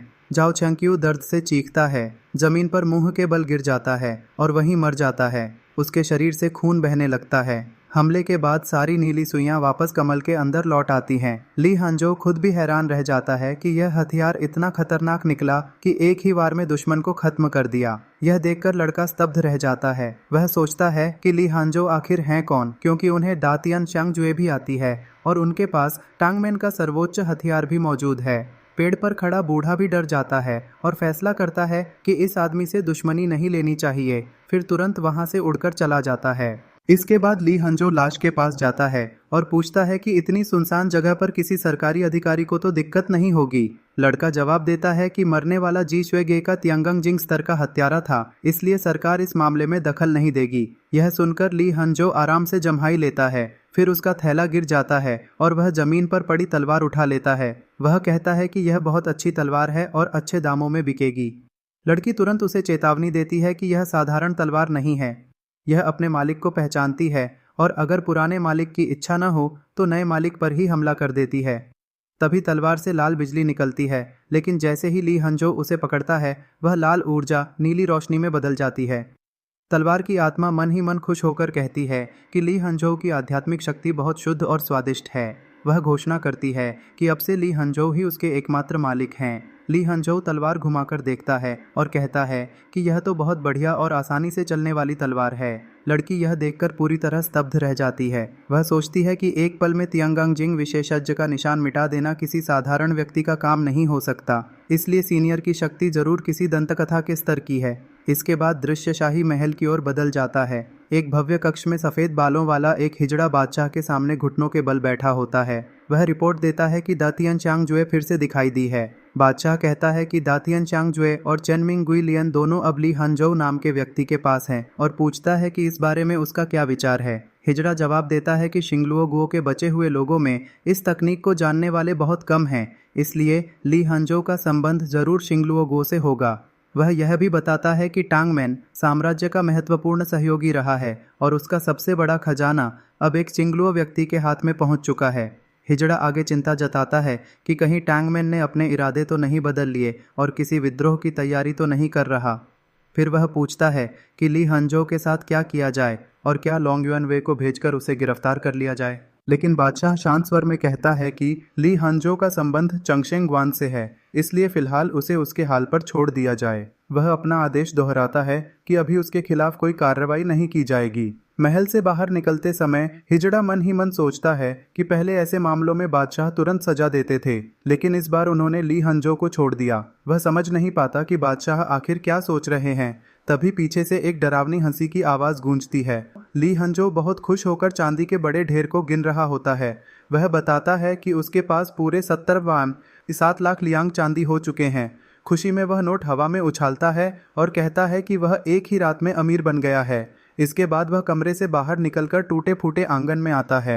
वह टूटी हुई दीवार की तरफ इशारा करके कहता है कि इसे गिराकर दोबारा बनाना होगा। साथ ही शाओ छंजू के लिए फूलों से सजा हुआ एक बड़ा और सुंदर बिस्तर भी लगाना होगा। फिर वह जमीन पर पड़े नीले पत्थरों के बीच उगी झाड़ियों को हटाने की बात करता है। सामने खड़ी पुरानी इमारत चांगशेंग ग्वान को देखकर वह घोषणा करता है कि वह इस जगह को पूरी कल्टीवेशन दुनिया का सबसे शानदार महल बनाएगा। इसी दौरान उसकी नज़र मुख्य दरवाजे पर लगे जंग खाए ताले पर पड़ती है।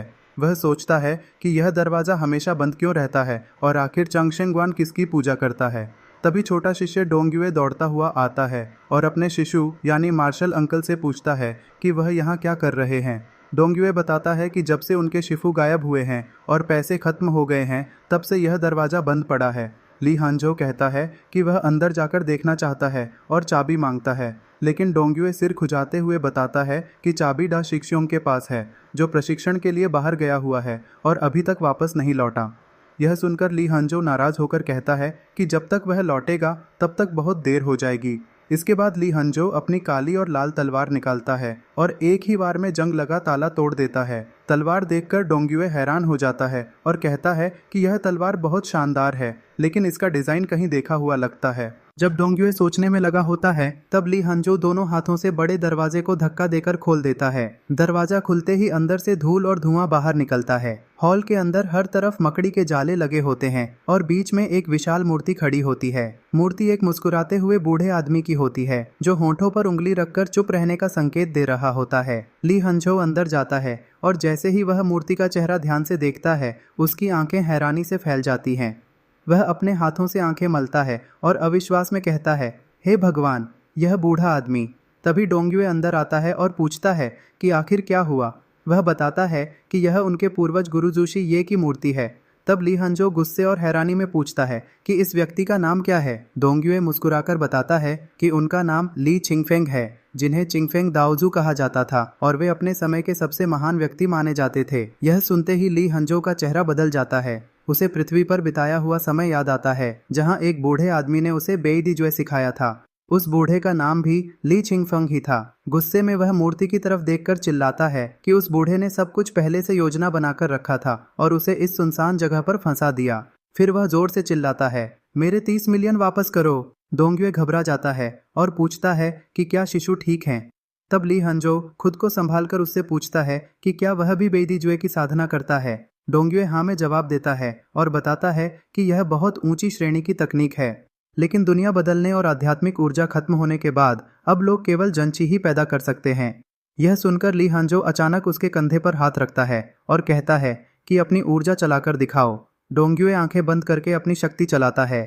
ली हंजो उसकी ऊर्जा का प्रवाह देखता है और पाता है कि उसकी साधना का मार्ग बिल्कुल उसी जैसा है। फर्क सिर्फ इतना है कि डोंगयुए आध्यात्मिक ऊर्जा को अवशोषित नहीं कर सकता, केवल जनची का उपयोग कर सकता है। वह मन ही मन सोचता है कि वह खुद अब भी लिंगची को अवशोषित कर सकता है। उसके हिसाब से बेदीजुए जैसी महान तकनीक को केवल जन छी से चलाना ऐसा है जैसे फेरारी में छोटी बैटरी लगा दी जाए। इसी वजह से यह संप्रदाय इतना कमजोर हो गया है, लेकिन वह समझ नहीं पाता कि पूरी दुनिया में केवल वही लिंगची क्यों अवशोषित कर सकता है। इसके बाद वह मूर्ति के सामने खड़े होकर चिल्लाता है कि आखिर वह बूढ़ा आदमी चाहता क्या है। उसी समय डोंग्युए जमीन पर बैठकर बताता है कि कुछ दिनों में बा डाओ मैन जाओ फैमिली और युएशान सेक्ट उनके संप्रदाय को चुनौती देने आने वाले हैं। वह रोते हुए कहता है कि उसकी ताकत बहुत कम है और वे लोग उसे मार डालेंगे। यह सुनकर ली हंजो उसे दिलासा देता है और कहता है कि अब उनके पास पैसे हैं, इसलिए डरने की जरूरत नहीं है। वह वादा करता है कि उसकी ताकत बढ़ाएगा, चंगशेंगवान का पुनर्निर्माण करेगा और उसके लिए एक शानदार सिमंस बिस्तर भी खरीदेगा। लेकिन डोंग्युए कहता है कि उसे बिस्तर नहीं बल्कि एक शक्तिशाली लिंगबाओ चाहिए।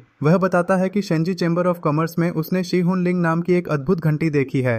अगर वह मिल जाए तो वह तीनों संप्रदायों को हराकर चंगशेंगवान का नाम रोशन कर सकता है। ली हंजो उत्साहित होकर उसकी कीमत पूछता है। डोंग्युए जवाब देता है कि ज्यादा महंगी नहीं है, सिर्फ 20 वान यानी 2 लाख लियांग चांदी की है। यह सुनते ही ली हंजो जोर से चिल्ला उठता है। वह कहता है कि बाहर की चीजों की कीमतें पागलपन की हद तक बढ़ी हुई हैं और एक घंटी के लिए 2 लाख लियांग देना खुली लूट है। फिर वह गर्व से कहता है कि वह खुद उसके लिए ऐसी वस्तु बना देगा जो बाजार वाली चीज से 100 गुना बेहतर होगी। यह सुनकर डोंग्युए घबरा जाता है और उसे ऐसा न करने की सलाह देता है। वह याद दिलाता है कि पिछली बार शिशु ने जो शांग फेंग बाइसु हुलू बनाया था उसकी शक्ति इतनी खतरनाक थी कि वह उसे संभाल भी नहीं पाया था। इसके बाद डोंग्युए कहता है कि अगर संभव हो तो उसे कुछ पैसे दे दिए जाएं ताकि वह 50,000 लियांग की शेन ली डान खरीद सके, जिससे उसकी ताकत कई गुना बढ़ जाएगी। लेकिन ली हंजो कहता है कि बाहर बिकने वाली गोलियों में बहुत मिलावट होती है और वे पेट भी खराब कर सकती हैं।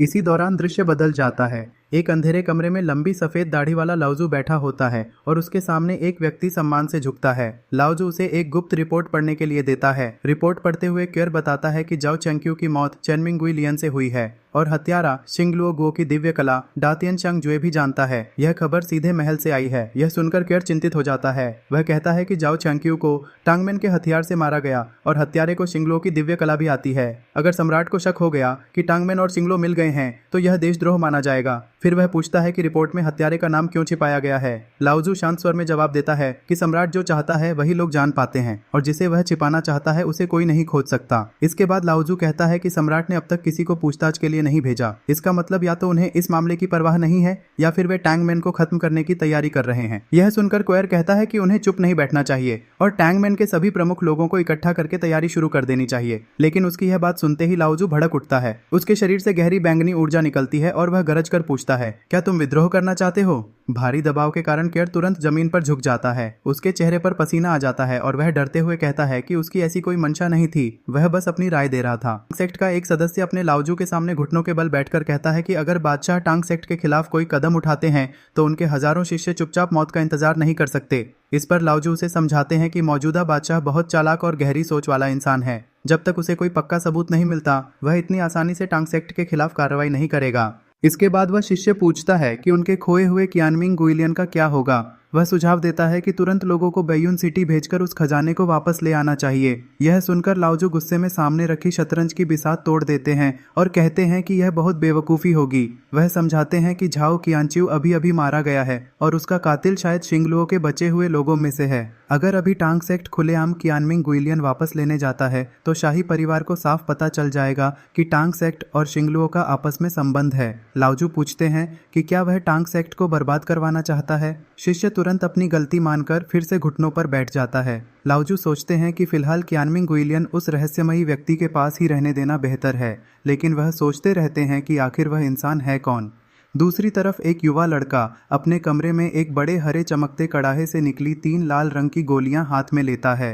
वह किताब देखकर तुलना करता है और हैरान होता है कि किताब में बताई गई गोलियों पर नीली रेखाएं होनी चाहिए थीं, लेकिन उसकी बनाई गोलियों पर लाल रेखाएं हैं। वह परेशान होकर सोचता है कि जब भी वह कोई आध्यात्मिक वस्तु बनाता है उसमें कुछ न कुछ बदलाव हो जाता है। उसे समझ नहीं आता कि यह गोली खाई भी जा सकती है या नहीं। सच जानने के लिए वह बाहर मुर्गियों के बाड़े में जाता है। एक मुर्गे को पकड़कर जबरदस्ती गोली खिला देता है। काफी देर तक कोई असर नहीं होता, इसलिए उसे लगता है कि गोली बेकार है। तभी वह एक पीला तावीज इस्तेमाल करता है और अचानक मुर्गियां आपस में लड़ने लगती हैं। लड़ाई देखकर वह और भी निराश हो जाता है। उसी समय डोंग युए दौड़कर आता है और कहता है कि मुर्गियां झुंड बनाकर क्यों लड़ रही हैं। दोनों देखते हैं कि एक अकेला मुर्गा 4 मुर्गियों से लड़ रहा है। तब उस युवक को एहसास होता है कि गोली का असर देर से हुआ है। वह याद करता है कि शैनली दान की विधि में लिखा था कि इसे खाने वाला एक समय में सिर्फ 4 लोगों से लड़ सकता है। उसे समझ आता है कि यह दवा बिल्कुल सटीक तरीके से काम करती है। अगर सामने 3 लोग होंगे तो भी हार होगी और 5 लोग होंगे तो भी हार होगी। इसके बाद डोंग युए एक चमकती हुई नीली रेखाओं वाली गोली लेकर आता है और खुशी से कहता है कि शिशु ने सच में यह दवा बना ली। युवक उसके कंधे पर हाथ रखकर बताता है कि अच्छी खबर यह है कि इसे खाकर वह एक साथ 4 लोगों का मुकाबला कर सकता है और बहुत ताकतवर बन जाएगा। लेकिन बुरी खबर यह है कि वह सिर्फ 4 लोगों से ही लड़ सकता है। अगर दुश्मन 3 हुए या 5 हुए तो फिर भी परेशानी होगी। यह सुनकर डोंग युए का चेहरा उतर जाता है। फिर दृश्य ताइशुआन सेक्रेट ग्राउंड में पहुंचता है, जहां शेंगजू ध्यान में बैठे हुए उस रहस्यमयी व्यक्ति के बारे में सोच रहे होते हैं जिसने उस रात कियानमिंग गुइलियन का इस्तेमाल किया था। वह मानते हैं कि वह कोई साधारण इंसान नहीं है और उससे दुश्मनी लेना ठीक नहीं होगा। इसीलिए वह तय करते हैं कि जैसे उन्होंने कुछ देखा ही नहीं। तभी एक बुजुर्ग अंदर आता है और बताता है कि युएशान सेक्ट, जाओ फैमिली और पादाओ गेट ने मिलकर चांगशेंग गुआन को चुनौती दी है। वे चाहते हैं कि शेंगजू इस मुकाबले के निर्णायक बने। शेंगजू पहले कहते हैं कि ऐसी छोटी मोटी लड़ाइयों के लिए किसी दूसरे एल्डर को भेज देना चाहिए, लेकिन बुजुर्ग उन्हें याद दिलाता है कि पिछली लड़ाई में तीनों पक्षों को भारी नुकसान हुआ था और सबसे महत्वपूर्ण बात यह है कि दिव्य हथियार बानरो एक्स अभी भी चांगशेंग गुआन के पास है। बुजुर्ग बताता है कि यह वही हथियार है जिसे शेंगजू ने अपनी जान जोखिम में डालकर हासिल किया था।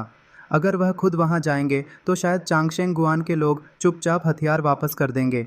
यह सुनकर शेंगजू मान जाते हैं और पूछते हैं कि चांगशेंग गुआन कहाँ है। बुजुर्ग बताता है कि वह बैयुन सिटी के पास एक जर्जर मंदिर है जिसका गुरु बहुत पहले गायब हो चुका है और वहां केवल कुछ लोग बचे हैं, जिनमें एक बदनाम निकम्मा शिशु भी शामिल है। यह सुनकर शेंगजू को अचानक याद आता है कि पोयुए लेक में झाओ कियांचू को मारने वाला व्यक्ति भी दाओवादी कपड़ों में था। वह सोचते हैं कि क्या उसका संबंध उसी मंदिर से हो सकता है, लेकिन फिर खुद को समझाते हैं कि शायद वह ज्यादा सोच रहे हैं। उधर वही युवा शिशु अपने कमरे में एक नई वस्तु तैयार कर रहा होता है। उसके हाथ में एक घंटी जैसी चीज होती है। वह प्रार्थना करता है कि इस बार कोई गलती न हो। वस्तु सुनहरी रोशनी से चमकती है और वह खुश हो जाता है कि कम से कम इस बार रंग सही आया है। लेकिन अगले ही पल उस घंटी से अजीब डिजिटल जैसी डिंग डिंग डोंग डोंग आवाजें निकलने लगती हैं। वह झुंझलाकर कहता है कि सामान्य घंटियां ऐसी आवाज नहीं करती। उसे शक होता है कि कहीं यह भी कोई अजीब चीज न बन गई हो, इसलिए वह फैसला करता है कि खुद इस्तेमाल नहीं करेगा और पहले डोंग युए से इसकी जांच करवाएगा। इसके बाद वह आंगन में आता है और देखता है कि पूरा आंगन तो अच्छा लग रहा है, लेकिन बीच का सूखा पेड़ सारी सुंदरता खराब कर रहा है। वह जियुयांग लिहुओ जेन नाम की तकनीक इस्तेमाल करता है और पेड़ पर अग्नि जैसी शक्ति छोड़ता है। देखते ही देखते सूखा पेड़ फिर से हरा भरा हो जाता है, लेकिन जैसे ही पेड़ जीवित होता है उसे महसूस होता है कि पूरे संसार की आध्यात्मिक ऊर्जा में कुछ बदल गया है। वह पेड़ को छूकर जमीन के नीचे छिपी संरचना को देखता है और सच्चाई समझ जाता है। उसे पता चलता है कि यह एक विशाल फेंगशुई संरचना है और यह वुटोंग पेड़ पूरे श्वांतियन लोक के सबसे महत्वपूर्ण ऊर्जा बिंदु पर लगाया गया था। यह एक प्लग की तरह काम कर रहा था जिसने दुनिया की आध्यात्मिक ऊर्जा की धाराओं को रोक रखा था। इसी वजह से दुनिया के लोग सही तरह से आध्यात्मिक ऊर्जा प्राप्त नहीं कर पा रहे थे। अब उसे समझ आता है कि पूरी दुनिया की आध्यात्मिक ऊर्जा को रोकने का असली कारण उसके अपने चांगशेंग गुआन के आंगन में मौजूद था। तभी बाहर से आवाजें आने लगती हैं कि पादाओ गेट, युएशान सेक्ट और जाओ फैमिली एक साथ पहुंच चुके हैं। डोंग युए घबराकर भागता हुआ आता है और बताता है कि तीनों सेक्ट बदला लेने आ गए हैं, लेकिन युवा शिशु बिल्कुल शांत रहता है और कहता है कि डरने की कोई बात नहीं, जो भी मुसीबत आएगी उसका सामना कर लिया जाएगा। ली हानजोउ अपने कमरे में होता है। तभी बाहर बड़ी संख्या में लोग चांगशेंग गुआन के दरवाजे पर पहुंच जाते हैं। तीनों पक्षों के नेता वहां खड़े होते हैं। उनमें से लियांगशेंग कहता है कि इस गुआन का मास्टर बिल्कुल बेकार इंसान है जिसके पास जरा भी ट्रूची नहीं है। दूसरा दाढ़ी वाला नेता हंसते हुए कहता है कि आज बदला लेना बहुत आसान रहेगा। थोड़ी देर बाद दरवाज़ा खुलता है और ली हानजोउ बाहर आकर सबका स्वागत करता है। तीनों नेताओं के साथ उनके शिष्य भी भारी भारी बैग उठाकर अंदर आते हैं। ली हानजोउ हैरान होकर पूछता है कि क्या उन्हें बहुत ठंड लग रही है। एक मोटा शिष्य गुस्से में कहता है कि इतने कपड़े उन्हें गर्म रखने के लिए हैं। ली हानजो सिर पकड़कर कहता है कि सच में आज ठंड ज़्यादा है, लेकिन फिर पूछता है कि इतने बड़े बैग क्यों लाए हैं, क्या लड़ने आए हैं या सामान ढोने। इस पर लाल आंखों वाला शिष्य कहता है कि बैग में बदलने के कपड़े हैं। यह देखकर ली हानजो मन ही मन समझ जाता है कि ये लोग 7 ट्रेजर गॉड से डरकर कई परतों वाले कपड़े पहनकर आए हैं। तभी लियांगशेंग बताता है कि वे लोग मुकाबले के लिए आए हैं। वह आगे कहता है कि निष्पक्ष फैसला करवाने के लिए उन्होंने ताइशुआन सेक्रेड ग्राउंड के लोगों को भी बुलाया है और उनके आते ही मुकाबला शुरू होगा। यह सुनकर ली हानजो हैरान होता है कि इतनी छोटी सी बात के लिए भी उन्हें बुला लिया गया। कुछ देर बाद ताइशुआन सेक्रेड ग्राउंड के लोग पहुंच जाते हैं। तीनों नेताओं समेत सभी लोग झुककर सेक्रेड मास्टर जियांग का स्वागत करते हैं। जियांग उन्हें उठने का इशारा करता है। ताइशुआन का एक शिष्य मन ही मन सोचता है कि आज वह लियू डोंगयुए को पिटते हुए देखकर अपना गुस्सा निकाल लेगा। फिर ग्रेट एल्डर पूछता है कि चांगशेंग गुआन का मास्टर कहाँ है। लियांगशेंग जवाब देता है कि वह बिना खेती बाड़ी की शक्ति वाला बेकार इंसान है और अभी चाय बनाने गया है। ग्रेट एल्डर धीरे से सेक्रेड मास्टर से कहता है कि यह मास्टर तो बिल्कुल कमजोर है, थोड़ा दबाव डालेंगे तो बानरुओ ताबीज आसानी से मिल जाएगा। उसी समय ली हानजो चाय लेकर आ जाता है और कहता है कि इतने मेहमान आ गए हैं, इसलिए चाय कम पड़ गई है। जैसे ही सेक्रेड मास्टर जियांग उसकी तरफ देखता है, उसके हाथ से चाय का कप गिरकर टूट जाता है। वह डर से कांपने लगता है और सोचता है कि क्या यही वह खतरनाक व्यक्ति है जिसने ब्रोकन मून लेक पर झाओ qianqiu को मार डाला था। लियांगशेंग तुरंत ली हानजो पर चिल्लाता है कि सेक्रेड मास्टर के सामने झुककर सम्मान दिखाओ। ली हानजो आराम से कहता है कि उसने सेक्रेड मास्टर का नाम बहुत सुना है। यह सुनते ही सेक्रेड मास्टर घबरा जाता है और दौड़कर ली हानजो के हाथ पकड़ लेता है। वह लगभग रोते हुए कहता है, ब्रदर ली, मुझे सेक्रेड मास्टर मत कहिए, मुझे श्याओ जियांग या जियांग लाओदी कहिए। यह देखकर वहां मौजूद सभी लोग दंग रह जाते हैं। किसी को समझ नहीं आता कि इतना बड़ा सेक्रेड मास्टर एक ऐसे व्यक्ति को ब्रदर ली क्यों कह रहा है जिसे वे बेकार समझते थे। ली हानजो मुस्कुराकर कहता है कि अगर ऐसा है तो वह 2 कप चाय और बना लाता है, लेकिन सेक्रेड मास्टर उसे रोक देता है और कहता है कि ये लोग मुकाबला करने आए हैं, इन्हें चाय देना समय की बर्बादी है, बेहतर होगा कि सीधे मुकाबला शुरू किया जाए। लियांगशेंग गुस्से में मेज पर हाथ मारकर मुकाबला शुरू करने की मांग करता है। ली हानजो तुरंत मेज को देखकर कहता है कि यह बहुत महंगी मेज है, अगर टूट गई तो पूरा पैसा देना पड़ेगा। यह सुनकर सेक्रेड मास्टर जियांग खुद लियांगशेंग को डांटता है और पूछता है कि किसने उसे ब्रदर ली की मेज पर हाथ मारने की इजाज़त दी। लियांगशेंग डर जाता है और समझ नहीं पाता कि उसकी गलती क्या है। इसके बाद ली हानजो बैठकर पूछता है कि क्या इस मुकाबले में कोई शर्त भी रखी गई है। युएशान सेक्ट का नेता कहता है कि अगर वे हार गए तो अपनी शेकिंग माउंटेन पाम तकनीक दे देंगे। झाओ फैमिली का नेता कहता है कि उनकी हार पर वे 30 तुओमाई पिल्स देंगे। वहीं बादाओमेन का नेता कहता है कि उनकी हार पर एक कीमती तलवार दी जाएगी। यह सुनकर ली हानजो की आंखें चमक उठती हैं। तब उससे पूछा जाता है कि अगर चांगशेंग गुआन हार गया तो वह क्या देगा। थोड़ी देर सोचने के बाद वह कहता है कि उसके पास एक टूटी फूटी तलवार है, वही शर्त में रख देता है। दूसरे पक्ष के शिष्य यह सुनकर हंसने लगते हैं और सोचते हैं कि चांगशेंग गुआन के पास भला कौन सी अच्छी तलवार हो सकती है। लेकिन जैसे ही ली हानजो बैग से तलवार निकालकर मेज पर रखता है, लियांगशेंग का चेहरा बदल जाता है। वह घुटनों के बल गिर पड़ता है, उसके मुंह से खून निकलने लगता है और वह चिल्लाकर कहता है कि यह तो डिवाइन वेपन्स लिस्ट की 32वीं रैंक वाली तलवार है। ली हानजो मन ही मन सोचता है कि इन लोगों ने तलवार पहचान ली है। वह यह नहीं बता सकता कि यह उसे कहीं से मिली थी, वरना मुसीबत खड़ी हो जाएगी। इसलिए वह बहाना बनाता है कि यह तलवार उसे रास्ते में मिली थी और वह इससे लकड़ियां काटता था, लेकिन अब इसे शर्त में लगा रहा है। यह सुनकर लियांगशेंग और भी ज्यादा हैरान हो जाता है। उसे यकीन नहीं होता कि इतनी बड़ी दिव्य तलवार किसी को रास्ते में मिल सकती है। वह लगभग रोते हुए कहता है कि इस तलवार के बदले अगर पूरा बादाओमेन भी दांव पर लगाना पड़े तो सौदा सस्ता है। तलवार को देखकर वहां मौजूद सभी लोगों के चेहरे बदल जाते हैं। हर कोई डर और हैरानी से उसे घूरता रहता है। दाढ़ी वाला नेता भी मन ही मन सोचता है कि ली हानजो इतनी कीमती चीज शर्त पर लगा सकता है, इसका मतलब वह सचमुच बहुत बड़ा विशेषज्ञ है। तभी ग्रेट एल्डर सेक्रेड मास्टर से तलवार के बारे में बात करने लगता है, लेकिन सेक्रेड मास्टर जियांग उसे डांटकर चुप करा देता है। वह कहता है कि जब ब्रदर ली ने कहा है कि उन्हें तलवार रास्ते में मिली थी तो वही सच है। उसी समय पीछे से कुछ शिष्य अपने सेकंड सीनियर ब्रदर के लिए नारे लगाने लगते हैं। उनका नेता तुरंत मुड़कर उन्हें चुप कराता है और कहता है कि क्या वे उसे जल्दी मरवाना चाहते हैं। इसके बाद ली हानजो सेक्रेड मास्टर जियांग से कहता है कि वह इस मुकाबले के गवाह बने ताकि बाद में कोई हार मानने से इनकार न कर सके। लियांगशेंग नियम बताता है कि तीनों सेक्ट के शिष्य बारी बारी से व्हील बैटल करेंगे। यह सुनकर ली हानजो मन ही मन सोचता है कि लियांगशेंग की चमड़ी शहर की दीवार से भी मोटी है, क्योंकि चांगशेंग गुआन में केवल लियू डोंगयुए अकेला शिष्य है और ये लोग उसे लगातार लड़ाकर थका देना चाहते हैं। तब झाओ फैमिली का नेता कहता है कि मुकाबला पूरी ईमानदारी से होगा। हर लड़ाई के बाद उनकी फैमिली लियू डोंगयुए को ताकत वापस लाने के लिए एक शेंगशी पिल देगी। यह सुनते ही ली हानजो खुश हो जाता है, अपना हाथ आगे बढ़ाता है और मुस्कुराकर कहता है, तो फिर पहले वही गोली यहाँ दे दो। शिशु लियू डोंगयुए को एक छोटी सफ़ेद बोतल देते हैं और कहते हैं कि अच्छी तरह लड़ो, उन्हें उस पर पूरा भरोसा है। लेकिन लियू डोंगयुए रोते हुए शिकायत करता है कि शिशु ने एक खराब दवा की बोतल के बदले उसे बेच दिया है और उसे डर है कि आज यहीं उसकी जान चली जाएगी। तभी ताइशुआन सेक्रेड लैंड का एक सफ़ेद बालों और दाढ़ी वाला एल्डर आगे आता है और पूछता है कि क्या उनका ताइशुआन सेक्रेड लैंड भी इस मुकाबले में हिस्सा ले सकता है। बाकी नेता हैरान और नाराज हो जाते हैं। वे कहते हैं कि अगर लू तियानशिंग लड़ेगा तो मुकाबले का कोई मतलब नहीं रहेगा और इनाम पक्का ताइशुआन सेक्रेड लैंड को ही मिलेगा।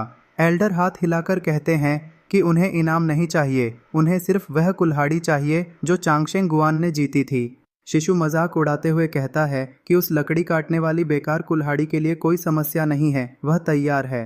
इसके बाद ताइशुआन सेक्रेड लैंड का एक सफ़ेद बालों वाला युवा आगे आता है और कहता है कि अगर वे हार गए तो अपनी सबसे बेहतरीन तकनीक ताइशुआन शिनजिंग सौंप देंगे। यह सुनकर शिशु के मन में लालच आ जाता है। वह सोचता है कि अगर चांगशेंग गुआन की तकनीकें सीखना मुश्किल हैं तो शिष्यों को दूसरी तकनीकें सीखने दो, बस वे मजबूत बन जाएं। इसलिए वह तुरंत शर्त मान लेता है। फिर झाओ परिवार का झाओ लॉन, जो छठे स्तर का साधक है, एक बड़े डंडे के साथ मैदान में कूदता है। वह लियू डोंगयुए को चुनौती देता है और कहता है कि अब वह उसके हरे लौकी वाले खजाने से नहीं डरता, आज वह उसे हरा कर रहेगा। झाओ लॉन्ग ने अपनी कमर पर रस्सियां कसकर बांध रखी होती हैं। लियू डोंगयुए घबराता है, लेकिन इस बार वह लौकी की जगह एक सुनहरी घंटी निकालता है। उसे देखकर सब चौंक जाते हैं। झाओ लॉन गुस्से में अपने डंडे से हमला कर देता है। लियू डोंगयुए लुढ़क कर बच जाता है और घंटी हिलाता है। तभी एक नेता चिल्लाता है कि झाओ लॉन्ग अपने कान बंद कर लो, क्योंकि निम्न स्तर की सोल बाइंडिंग बेल की आवाज़ अगर सुनाई न दे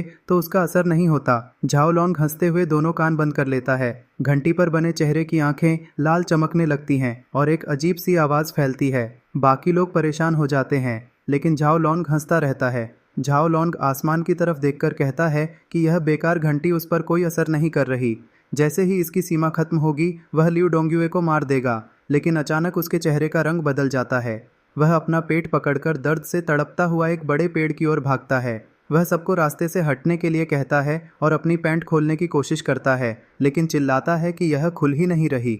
अगले ही पल उसके आसपास से हरा धुआं निकलने लगता है। बाकी शिष्य बदबू से परेशान होकर नाक और मुंह बंद कर लेते हैं। कोई चिल्लाता है कि झाओ लॉन्ग ने पैंट में ही शौच कर दिया।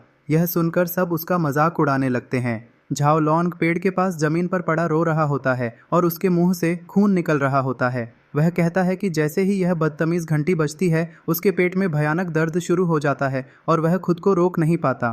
लियू डोंगयुए घंटी को देखकर रोने लगता है और कहता है कि शिशु के बनाए हुए जादुई खजाने एक से बढ़कर एक अजीब होते हैं।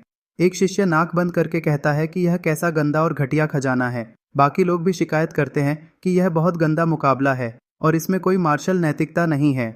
शिशु अपने साथ बैठे लड़के और लड़की की आंखें ढक देता है और कहता है कि बड़े होकर इस भाई जैसे मत बनना जो कहीं भी शौच कर देता है। यह बहुत गंदी आदत है और इज्जत खराब करती है। इसके बाद लियू डोंगयुए शिशु के सामने घुटनों पर गिर जाता है और रोते हुए कहता है कि क्या यह सब आपके बनाए हुए गंदे खजाने की वजह से नहीं हुआ। चारों तरफ मक्खियाँ और बदबूदार धुआं फैल जाता है। लियू डोंगयुए गुस्से में कहता है कि जो भी आना चाहता है आ जाए, वह हार मान लेगा लेकिन ऐसी बेइज्जती नहीं सहेगा। तभी झाओ परिवार का नेता ली गुआंजू के पास आता है और कहता है कि मुकाबला ऐसे नहीं चल सकता। नया नियम बनाया जाए कि कोई भी जादुई खजाना इस्तेमाल नहीं करेगा। शिशु मुस्कुराकर जवाब देता है कि अगर तुम असली दुश्मन के सामने खड़े हो तो क्या उससे भी कहोगे कि खजाने इस्तेमाल मत करो। फिर वह ताना मारता है कि क्या झाओ परिवार हार नहीं सह सकता। वह सबके सामने चलते हुए कहता है कि कभी भी ऐसे लोग मत बनना जो अपनी बात से मुकर जाएं और हार बर्दाश्त न कर सकें, क्योंकि ऐसे लोग बहुत परेशान करने वाले होते हैं।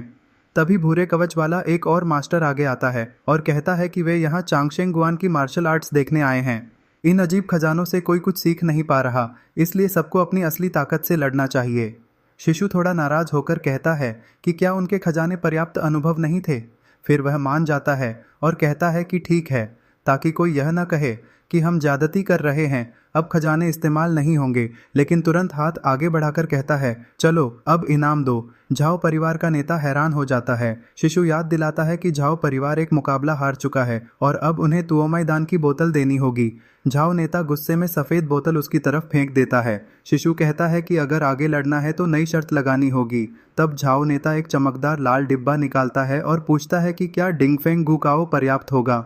यह देखकर सभी हैरान रह जाते हैं क्योंकि झाओ परिवार ने अपना कीमती खजाना दांव पर लगा दिया था। शिशु शर्त स्वीकार कर लेता है और डोंगुए से कहता है कि घंटी के बिना इन्हें सबक सिखाओ, लेकिन डोंगुए घबराकर कहता है कि उसके पास सिर्फ होंगवेन शेनली दान की बोतल है, जो खाने में साधारण चावल के लड्डू जैसी लगी थी और अभी तक उसका कोई असर दिखाई नहीं दिया। तभी दो नए चुनौती देने वाले आगे आते हैं। उनमें से एक बड़ाओ मेई शियोंग होंग होता है, जो पहले लड़ने की जिद करता है। दूसरा कहता है कि आज वह इस बच्चे को मार डालेगा। झाओ परिवार का नेता भी कहता है कि उसे अपने परिवार की इज्जत बचानी है, इसलिए वह भी लड़ेगा। तीनों एक साथ लियू डोंगुए की तरफ दौड़ते हैं। लियू डोंगुए गुस्से में चिल्लाता है, बहस बंद करो, तुम तीनों एक साथ आओ। वे उसे पागल और मौत को बुलाने वाला कहते हैं और जोरदार हमला कर देते हैं, लेकिन लियू डोंगुए गिनती करते हुए कहता है, 1 2 3, अभी भी एक कम है। फिर वह पीछे खड़े लू तियानचिंग की तरफ इशारा करके चिल्लाता है, ऊपर खड़े डरपोक, तुमने भी चुनौती दी थी ना, यहाँ आओ, आज मैं तुम चारों को हराऊंगा। सब लोग हैरान रह जाते हैं कि 5वें स्तर का यह लड़का 3 प्रतिभाशाली योद्धाओं के साथ 9वें स्तर के लू तियानशिंग को भी बुला रहा है। लू तियानशिंग उसका मजाक उड़ाता है और कहता है कि वह इन कचरे लोगों के साथ मिलकर उस पर हमला नहीं करेगा। लियू डोंगुए उसे डरपोक कहकर उकसाता है। यह सुनकर लू तियानशिंग गुस्से में अपना बड़ा भाला लेकर मैदान में उतर आता है और चिल्लाता है कि आज वह उसे टुकड़े टुकड़े कर देगा। चारों हमलावर हवा में उछलते हैं और अपनी पूरी शक्ति के साथ नीचे हमला करते हैं। लियू डोंगुए उन्हें देखकर सोचता है कि ये लोग बहुत कमजोर लग रहे हैं और लू तियानशिंग की 9वें स्तर की शक्ति भी उसे कागज जैसी महसूस हो रही है। अचानक उसके शरीर से सुनहरी ऊर्जा निकलने लगती है। उसे समझ आ जाता है कि शिशु की होंगवेन शेनली दान ने आखिर असर दिखा दिया है। वह खुद को इतना शक्तिशाली महसूस करता है कि उसका मन ताइशुआन सेक्रेड मास्टर को भी चुनौती देने का करने लगता है। इसके बाद वह हवा में उछलकर जमीन पर अपना हाथ मारता है। एक विशाल सुनहरा विस्फोट होता है और वह चिल्लाता है, मेरे सामने घुटने टेक दो। सब लोग हैरान रह जाते हैं क्योंकि 6ठे स्तर के सभी प्रतिद्वंद्वी एक ही बार में धराशायी हो जाते हैं। जब धुआं दोस्तों जियांगशियोंग हैरानी से देखता है और सोचता है कि यह सब जरूर ली हानजोउ का काम है, क्योंकि एक 5वें रैंक का कल्टीवेटर कुछ ही सेकंड में 9वें रैंक वाले को हरा देता है। वह मन ही मन सोचता है कि यह आदमी बहुत गहरा और रहस्यमयी है, इसलिए इससे दुश्मनी लेना सही नहीं होगा। इसके बाद लू तियानशिंग गुस्से में चिल्लाता है कि वह हार नहीं सकता क्योंकि वह स्वर्ग का चुना हुआ व्यक्ति है। फिर वह अपनी बड़ी कुल्हाड़ी घुमाकर हमला करने की कोशिश करता है, जबकि लियू डोंगुए बिल्कुल शांत खड़ा रहता है। उसी समय 2 और योद्धा लियू डोंगुए पर हमला करने के लिए दौड़ पड़ते हैं, लेकिन एक बड़े धमाके के साथ तीनों दूर हवा में उड़ जाते हैं। सभी जमीन पर गिर पड़ते हैं और वहां मौजूद लोग यह देखकर दंग रह जाते हैं। तभी एक बुजुर्ग मास्टर नीचे उतरकर लियू डोंगुए का हाथ पकड़ता है और उसकी जांच करता है। वह हैरानी से कहता है कि उसकी कल्टीवेशन सच में सिर्फ 5वीं रैंक की है। तभी ली हानजोउ ताली बजाते हुए आगे आता है और बाकी लोगों से बात करता है। वह कहता है कि उनके सारे इलीट फाइटर्स उसके शिष्य से हार चुके हैं, इसलिए अब जियांगशियोंग की मौजूदगी में उन्हें शर्त के मुताबिक अपना सामान देना होगा। यह सुनकर सब और भी घबरा जाते हैं क्योंकि 9वीं रैंक के लू तियानशिंग को भी मक्खी की तरह उड़ा दिया गया था। इसके बाद एक गुस्से वाला मास्टर अपनी भारी तलवार निकालता है और बताता है कि यह शेनबिंग वैली से मंगवाई गई बेहद भारी तलवार है, लेकिन ली हानजोउ उसे आराम से एक हाथ से पकड़कर अपने पास खींच लेता है। यह देखकर बाकी बुजुर्ग पूरी तरह स्तब्ध रह जाते हैं। उनके अनुसार 1000 जिन वजन वाली तलवार को इतनी आसानी से उठाना साबित करता है कि ली हानजोउ की ताकत उनकी समझ से कहीं ज्यादा है। फिर वह मास्टर बाहर निकलते ही घबराकर गिर पड़ता है। उसका शिष्य पूछता है कि अंदर तो सब ठीक चल रहा था, फिर अचानक क्या हो गया। मास्टर बताता है कि पहले वह सोच रहा था कि ताइशुआन सेक्रेड ग्राउंड के जाने के बाद वे छिपकर हमला करेंगे, तलवार वापस छीन लेंगे और चांगशेंग गुआन को खत्म कर देंगे। शिष्य भी उसकी बात से सहमत होता है, लेकिन मास्टर तुरंत उसके सिर पर मारता है और कहता है कि क्या वह उसे मरवाना चाहता है। वह समझाता है कि चांगशेंग गुआन का मास्टर बेहद खतरनाक है और वहां से जल्दी निकल जाना ही बेहतर होगा। इधर अंदर ली हानजोउ जियांगशियोंग से पूछता है कि कहीं ताइशुआन सेक्रेड ग्राउंड अपने वादे से मुकर तो नहीं जाएगा। हालांकि मन ही मन वह सोच रहा होता है कि अगर वे मुकर गए तो वह असली ताकतवर लोगों से लड़ नहीं पाएगा। जियांगशियोंग जवाब देता है कि उनका संप्रदाय कभी वादा नहीं तोड़ता। इसके बाद वह ताइशुआन शिनजिंग की पुस्तक ली हानझोउ को सौंप देता है। किताब मिलते ही ली हानझोउ बहुत खुश हो जाता है और उसका धन्यवाद करता है। तभी बाहर से लिू डोंगयुए दौड़ता हुआ आता है और अपनी जीत पर खुशी जताता है। ली हानझोउ मन ही मन सोचता है कि उसकी बनाई हुई ये बनाम 4 डिवाइन पिल सचमुच काम कर गई और लिू डोंगयुए ने 9वीं रैंक वाले को भी हरा दिया। यह सोचकर वह अजीब तरीके से हंसने लगता है, जिससे लिू डोंगयुए डर जाता है। फिर ली हानझोउ उसका कंधा पकड़कर उसकी तारीफ करता है और कहता है कि आज रात उसे स्वादिष्ट होंग शाओरो खाने को मिलेगा। यह सुनकर लिू डोंगयुए हैरान हो जाता है कि वह इतने सारे खजाने जीतकर लाया है और बदले में उसे सिर्फ 1 कटोरा मांस मिल रहा है। तब ली हानझोउ समझाता है कि उनका संप्रदाय अभी गरीब है और यह सब सामान संप्रदाय के विकास के लिए जरूरी है। वह आगे कहता है कि जब चांगशेंग गुआन बड़ा और सफल होगा तब सबसे बड़ा नायक लिू डोंगयुए ही माना जाएगा। यह सुनकर लिू डोंगयुए भावुक होकर मान जाता है।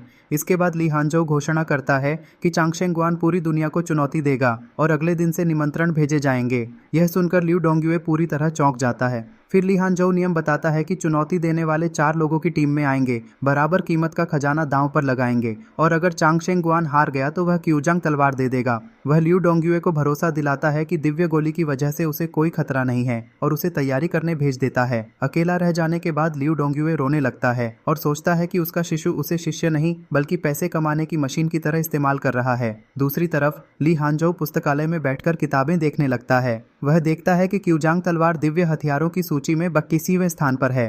फिर उसकी नज़र बानरुओं कुल्हाड़ी की तस्वीर पर पड़ती है, जो बिल्कुल साधारण लकड़ी काटने वाली कुल्हाड़ी जैसी दिखाई देती है। यह देखकर वह गुस्से में सोचता है कि लिू डोंगयुए ने उसे धोखा दिया था और अब उसे समझ आता है कि ताइशुआन के लोग इस कुल्हाड़ी को हर हाल में वापस क्यों लेना चाहते थे। इसके बाद वह समझता है कि ताकत के बिना कोई भी खजाना सुरक्षित नहीं रखा जा सकता, इसलिए उसे जल्द से जल्द चांगशेंग गुआन की सील तोड़नी होगी। की सूची में पहले स्थान पर चांगशेंग घास है, जो इंसान को अमर बना सकती है। यह जानकर वह हैरान रह जाता है। वह कई बार गणना करता है, लेकिन हर बार नतीजा खाली आता है, जैसे दुनिया में ऐसा कोई व्यक्ति मौजूद ही न हो। फिर वह सोचता है कि उसके गुरु और शिष्यों की यादों में तो वह व्यक्ति मौजूद है, इसलिए मामला आखिर क्या है।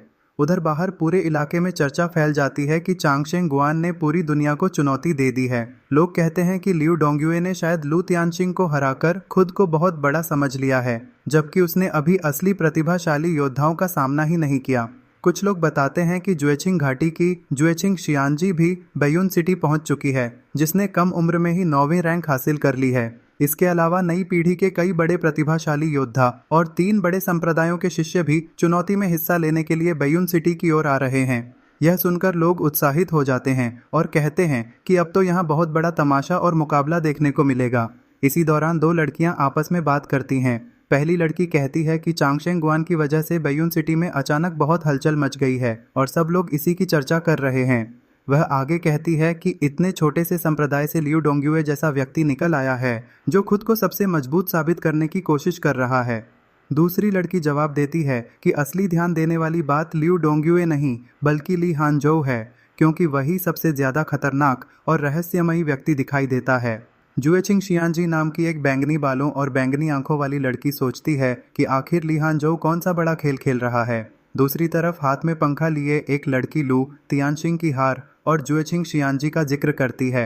उधर ली हानझोउ आराम से कुर्सी पर लेटकर किताब पढ़ रहा होता है।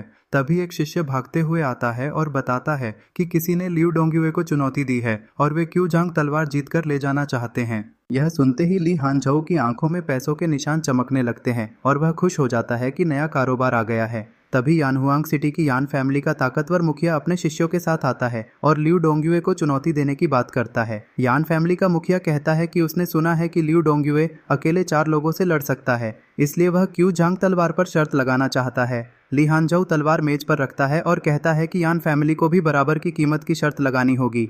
इसके बाद यान फैमिली का मुखिया अपनी सबसे कीमती मार्शल आर्ट्स किताब जियू क्याओ जिन शैन निकालता है। ली हानझोउ किताब देखकर पूछता है कि क्या यह जिन झोंग झाओ से बेहतर है। मुखिया मानता है कि यह उससे बेहतर नहीं है। तब ली हानझोउ कहता है कि अगर वह जीत गया तो उसे यान चाशु लो में 3 महीने तक मुफ्त किताबें पढ़ने की अनुमति भी चाहिए। यान मुखिया यह शर्त मान लेता है और दोनों हंसने लगते हैं। तभी एक छोटी लड़की दरवाजे से झांककर बताती है कि बाहर बहुत सारे जियांगहू के लोग जमा हैं और अंदर आना चाहते हैं। ली हानझोउ उसे कहता है कि सबको मना कर दो और बता दो कि आज किसी मेहमान से मुलाकात नहीं होगी। फिर वह मन ही मन सोचता है कि जितना लोगों को रोका जाएगा उनकी उत्सुकता उतनी ही बढ़ेगी। जब उत्साह सबसे ज्यादा होगा तब टिकट बहुत महंगे बिकेंगे। वह खुद को पैसों की बारिश में डूबा हुआ कल्पना करता है। कुछ देर बाद यान फैमिली के लोग बाहर निकलते हैं। बाहर खड़े लोग पूछते हैं कि क्या हुआ। तब एक व्यक्ति बताता है कि यान फैमिली के 4 सबसे मजबूत लोग लियू डोंगयुए से हार गए। यान मुखिया अफसोस के साथ कहता है कि आसमान के ऊपर भी एक और आसमान होता है। अंदर लियू डोंगयुए अपने शिशु से कहता है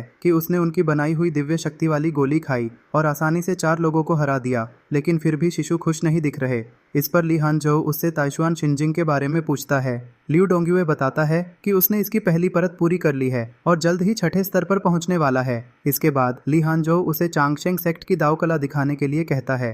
रात में लियू डोंगयुए बगीचे में जाकर जिन गुआंग झोउ तकनीक का इस्तेमाल करता है, जिससे उसके चारों ओर सुनहरी ढाल बन जाती है। तब ली हानझोउ परीक्षा लेने के लिए एक छोटा पत्थर उठाकर उसकी तरफ फेंकता है। वह पत्थर सुनहरी ढाल को तोड़ देता है और लियू डोंगयुए को जाकर लगता है। वह दीवार से टकराता है और उसके मुंह से खून निकल आता है। लियू डोंगयुए ली हानझोउ की ताकत देखकर दंग रह जाता है। ली हानझोउ उसके पास जाकर कहता है कि उसकी जिन गुआंग झोउ ढाल तो कागज जैसी कमजोर है, जो एक छोटे पत्थर से टूट गई। लियू डोंगयुए रोते हुए कहता है कि शायद शिशु ही बहुत ज्यादा ताकतवर है, क्योंकि उसकी ढाल पहले से काफी मजबूत थी। जब ली हानझोउ उससे दूसरी तकनीकें दिखाने को कहता है तो लियू डोंगयुए बताता है कि उसे और कुछ नहीं आता। यह सुनकर ली हानझोउ गुस्से में ताई यी शेन शांगजुए और द लॉन्ग हुन शो का नाम लेता है, लेकिन लियू डोंगयुए उन्हें भी नहीं जानता। तब ली हानझोउ चिल्लाता है कि इतने सालों से चांगशेंग सेक्ट में रहकर उसने सिर्फ खाना ही खाया है। लियू डोंगयुए सफाई देता है कि पहले सेक्ट में आध्यात्मिक ऊर्जा ही नहीं थी, इसलिए सीखने का कोई फायदा नहीं था। तब ली हानझोउ थोड़ा शांत होता है और कहता है कि आज एरिना में जो हुआ वह बहुत बड़ी गलती थी। लियू डोंगयुए हैरान होकर पूछता है कि 4 के खिलाफ एक लड़ाई जीतना गलती कैसे हो सकता है। तब ली हानझोउ उसे पकड़कर दीवार से लगाता है और समझाता है कि वह बहुत आसानी से जीत गया। अगर वह एक ही बार में सबको हरा देगा तो आगे से कौन अपने कीमती खजाने लेकर उनसे हारने आएगा। फिर वह कहता है कि दुश्मनों को यह महसूस होना चाहिए कि वे बस थोड़ा सा अंतर होने की वजह से हारे हैं और अगली बार जीत सकते हैं। यह सुनकर लियू डोंगयुए पूरी तरह हैरान रह जाता है। इसके बाद ली हानझोउ जोर से हंसता है और उसकी आंखों में फिर से पैसों के निशान आ जाते हैं। वह कहता है कि लियू डोंगयुए को अच्छी एक्टिंग सीखनी होगी। ऐसी एक्टिंग की लगे वह मुश्किल से आधी चाल के अंतर से जीता है, ताकि ज़्यादा से ज़्यादा लोग देखने आएं और टिकटों से पैसा कमाया जा सके। यह सुनकर लियू डोंगयुए रोने लगता है और कहता है कि शिशु ने तो उसे तमाशा दिखाने वाला बंदर बना दिया है। उधर चांगशेंग सेक्ट के बाहर बड़ी भीड़ जमा होती है और लोग चिल्लाते हैं कि दरवाजा बंद क्यों है। तभी छोटी शिष्या लड़की बाहर आकर घोषणा करती है कि उसके सेकंड सीनियर भाई कोई फरिश्ता नहीं है जो हर दिन लड़ते रहें। जो भी चुनौती देना चाहता है उसे पहले रजिस्ट्रेशन कराना होगा। वह आगे बताती है कि रोज सिर्फ एक मुकाबला होगा और रजिस्ट्रेशन फीस और 2 ताइल चांदी होगी, ताकि कोई बीच में भाग न जाए। यह सुनकर लोग गुस्से में कहते हैं कि यह तो खुली लूट है। लड़की जवाब देती है कि सब लोग क्यू झांग तलवार के लिए आए हैं और अगर 100-200 ताइल भी नहीं दे सकते तो उनके पास शर्त लगाने के लिए कोई अच्छी चीज़ भी नहीं होगी। वह चेतावनी देती है कि अगर पीछे खड़े रहे और पहला व्यक्ति तलवार जीत गया तो बाद में पछताना मत। यह सुनते ही लोग आगे बढ़ने लगते हैं और एक व्यक्ति अगले दिन के पहले मुकाबले के लिए फीस जमा कर देता है। लड़की खुशी से अपने सीनियर भाई को नाम लिखने के लिए कहती है। उसी समय आसमान से एक बेहद खूबसूरत बैंगनी बालों वाली लड़की जुएछिंग शियानजी नीचे उतरती है। उसकी खूबसूरती देखकर सभी लोग हैरान रह जाते हैं। फिर जुएछिंग शियानजी मुकाबले के लिए अपना नाम दर्ज करवाती है और शर्त के रूप में कियान नियान हाईयुसुई पेश करती है, जिसकी कीमत क्यू झांग तलवार के बराबर मानी जाती है। इसके साथ ही वह एक और शर्त रखती है कि अगर वह जीत गई तो चांगशेंग सेक्ट के लोगों को 3 महीने तक उसकी लाइब्रेरी में किताबें पढ़ने और मार्शल आर्ट्स सीखने की अनुमति मिलेगी। छोटी शिष्या लड़की खुशी खुशी यह शर्त स्वीकार कर लेती है। छोटी लड़की बताती है कि चुनौती वाला मुकाबला 7 दिन बाद होगा। बड़ी लड़की ठीक है कहती है और दोनों वहां से चली जाती हैं। आसपास खड़े लोग आपस में चर्चा करते हैं कि चांगशेंग सेक्ट बंद है और किसी बाहरी व्यक्ति को अंदर आने की अनुमति नहीं है। तभी कियानजू उड़कर आती है और रजिस्ट्रेशन काउंटर की छत पर खड़ी होकर सभी योद्धाओं को आवाज देती है कि कल से चांगशेंग सेक्ट सबके लिए खुला रहेगा। यह सुनकर वहां मौजूद भीड़ खुशी से झूम उठती है। इसके बाद कियानजू बताती है कि अगले दिन सुबह से टिकटों की सीमित बिक्री शुरू होगी और आंख मारकर इशारा करती है। फिर रात का दृश्य दिखता है जहां बायहुआ पवेलियन नाम की बड़ी और रोशन इमारत के सामने काले कपड़ों में एक युवक पहुंचता है। वहां खड़ी एक लड़की उसका स्वागत करती है और अंदर आने का निमंत्रण देती है। युवक की आंखें लाल हो जाती हैं और वह सोचता है कि पिछली जिंदगी में वह गरीब था, लेकिन इस जिंदगी में अमीर बन चुका है, इसलिए अंदर जाकर देखना चाहिए। अंदर पहुंचकर वह वहां की मालकिन से कहता है कि उसे यहाँ की लड़कियां चाहिए। मालकिन थोड़ा हैरान होकर बताती है कि अगर लड़कियों को बाहर ले जाना है तो उनकी कीमत 2 गुनी होगी। युवक तुरंत कहता है कि 200 ताइल उसे मंजूर हैं और उसे सबसे खूबसूरत 10 लड़कियां चाहिए। यह सुनकर मालकिन चौंक जाती है और पूछती है कि क्या वह मजाक कर रहा है। इसके बाद युवक बिना कोई और बात किए मेज पर चांदी का बहुत बड़ा ढेर रख देता है और जल्दी करने के लिए कहता है। पैसे देखकर मालकिन बेहद खुश हो जाती है और जोर से अपनी लड़कियों को बुलाती है। थोड़ी देर में 10 खूबसूरत लड़कियां तैयार होकर बाहर आती हैं। उनमें से एक सोचती है कि यह कोई आसान काम नहीं होगा। युवक उन्हें आदेश देता है कि अगली सुबह कुछ गाड़ियां लेकर चांगशेंगुआन पहुंच जाएं। यह सुनकर लड़कियां हैरान हो जाती हैं कि उन्हें दिन के उजाले में वहां जाना है। अगले दिन चांगशेंगुआन के बाहर लोगों की भारी भीड़ जमा होती है। शिशु टिकट काउंटर पर बैठा होता है। तभी एक पहलवान जैसा मोटा आदमी टिकट मांगने आता है। शिशु उसे कीमतों की सूची देखने को कहता है, जहां वीआईपी टिकट की कीमत 5000 तायल लिखी होती है। मोटा आदमी गुस्से में चिल्लाता है कि सामान्य टिकट के 300 तायल लेना तो खुली लूट है। इस पर शिशु भीड़ को समझाता है कि अगर वे वीआईपी या अच्छी सीट खरीदेंगे तो लियू डोंगयुए की कमजोरियां साफ देख पाएंगे, इसलिए यह बुरा सौदा नहीं है। यह सुनकर लोग सोच में पड़ जाते हैं। तभी लाल कपड़ों में एक और व्यक्ति आता है और अपनी तलवार मेज पर मारकर पूछता है कि वीआईपी टिकट इतनी महंगी क्यों है।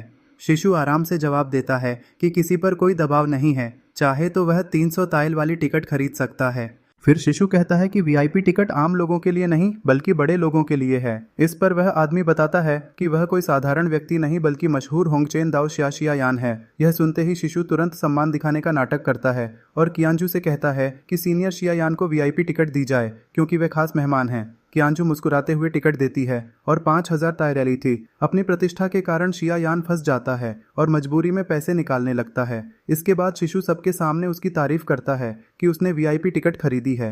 पीछे खड़ी भीड़ उत्साह से चिल्लाने लगती है। आखिरकार शियायान मजबूरी में 5000 तायल मेज पर रख देता है और कहता है कि मुकाबला देखना है तो सबसे अच्छी जगह से देखना चाहिए। शिशु पैसे बैग में रखता है और उसे वीआईपी सीटों की तरफ भेज देता है। 2 लड़कियां शियायान का हाथ पकड़कर अंदर ले जाती हैं। इसके बाद कियांजू धीरे से शिशु से पूछती है कि यह होंगचेन दाओ आखिर है कौन। शिशु जवाब देता है कि उसे नहीं पता, उसने यह नाम पहले कभी नहीं सुना। इसी बीच काले कपड़ों में एक और व्यक्ति आता है और अपना नाम पिलीशॉ सुन चेंगफू बताता है। शिशु उसकी भी खूब तारीफ करता है और बताता है कि शियायान अभी वीआईपी टिकट लेकर गया है। यह सुनकर सुन चेंगफू भी प्रतिस्पर्धा में आ जाता है और कहता है कि अगर शियायान वीआईपी सीट पर बैठ सकता है तो वह भी वहीं बैठेगा। वह भी पैसे दे देता है और शिशु उन्हें अपने बैग में रख लेता है। वीआईपी क्षेत्र में शियायान आराम से बैठा होता है। एक खूबसूरत लड़की अपने हाथों से उसे अंगूर खिलाती है और पूछती है कि क्या यह मीठे हैं। वह मुस्कुराकर हाँ कह देता है। दूसरी तरफ सुन चेंगफू भी आराम से बैठा मजे ले रहा होता है, जबकि सामान्य लोग छोटे स्टूलों पर तंग होकर बैठे रहते हैं और गुस्से में कहते हैं कि अगले दिन वे भी वीआईपी टिकट ही खरीदेंगे ताकि ऐसी सेवा मिल सके। कुछ देर बाद शिशु मंच पर आता है और घोषणा करता है कि मुकाबला शुरू होने में अभी थोड़ा समय बाकी है। अगर किसी को प्यास लगी हो तो वह चाय मंगवा सकता है।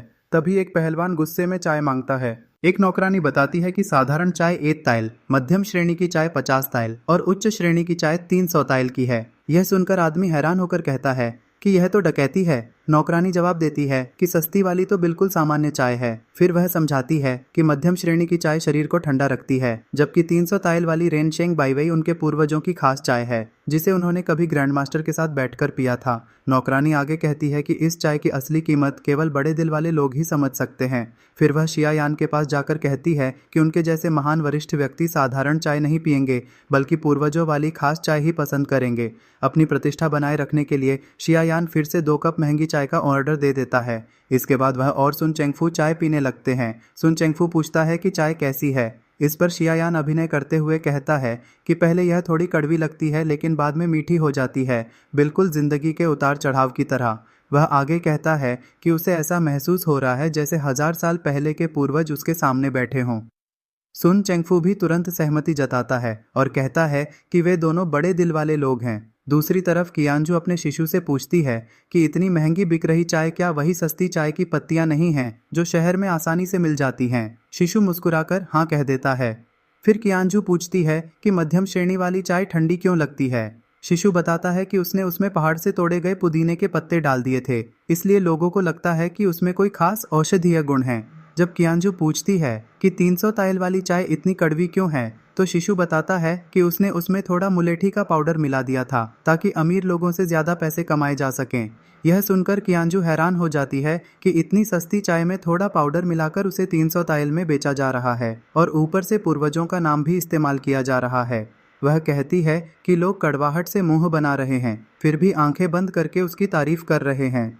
क्या अमीर लोग सच में पागल हैं? इस पर शिशु मुस्कुराकर कहता है कि वह उन्हें चाय नहीं बल्कि इमोशनल वैल्यू बेच रहा है और अमीर लोग उसी चीज़ के पैसे देते हैं।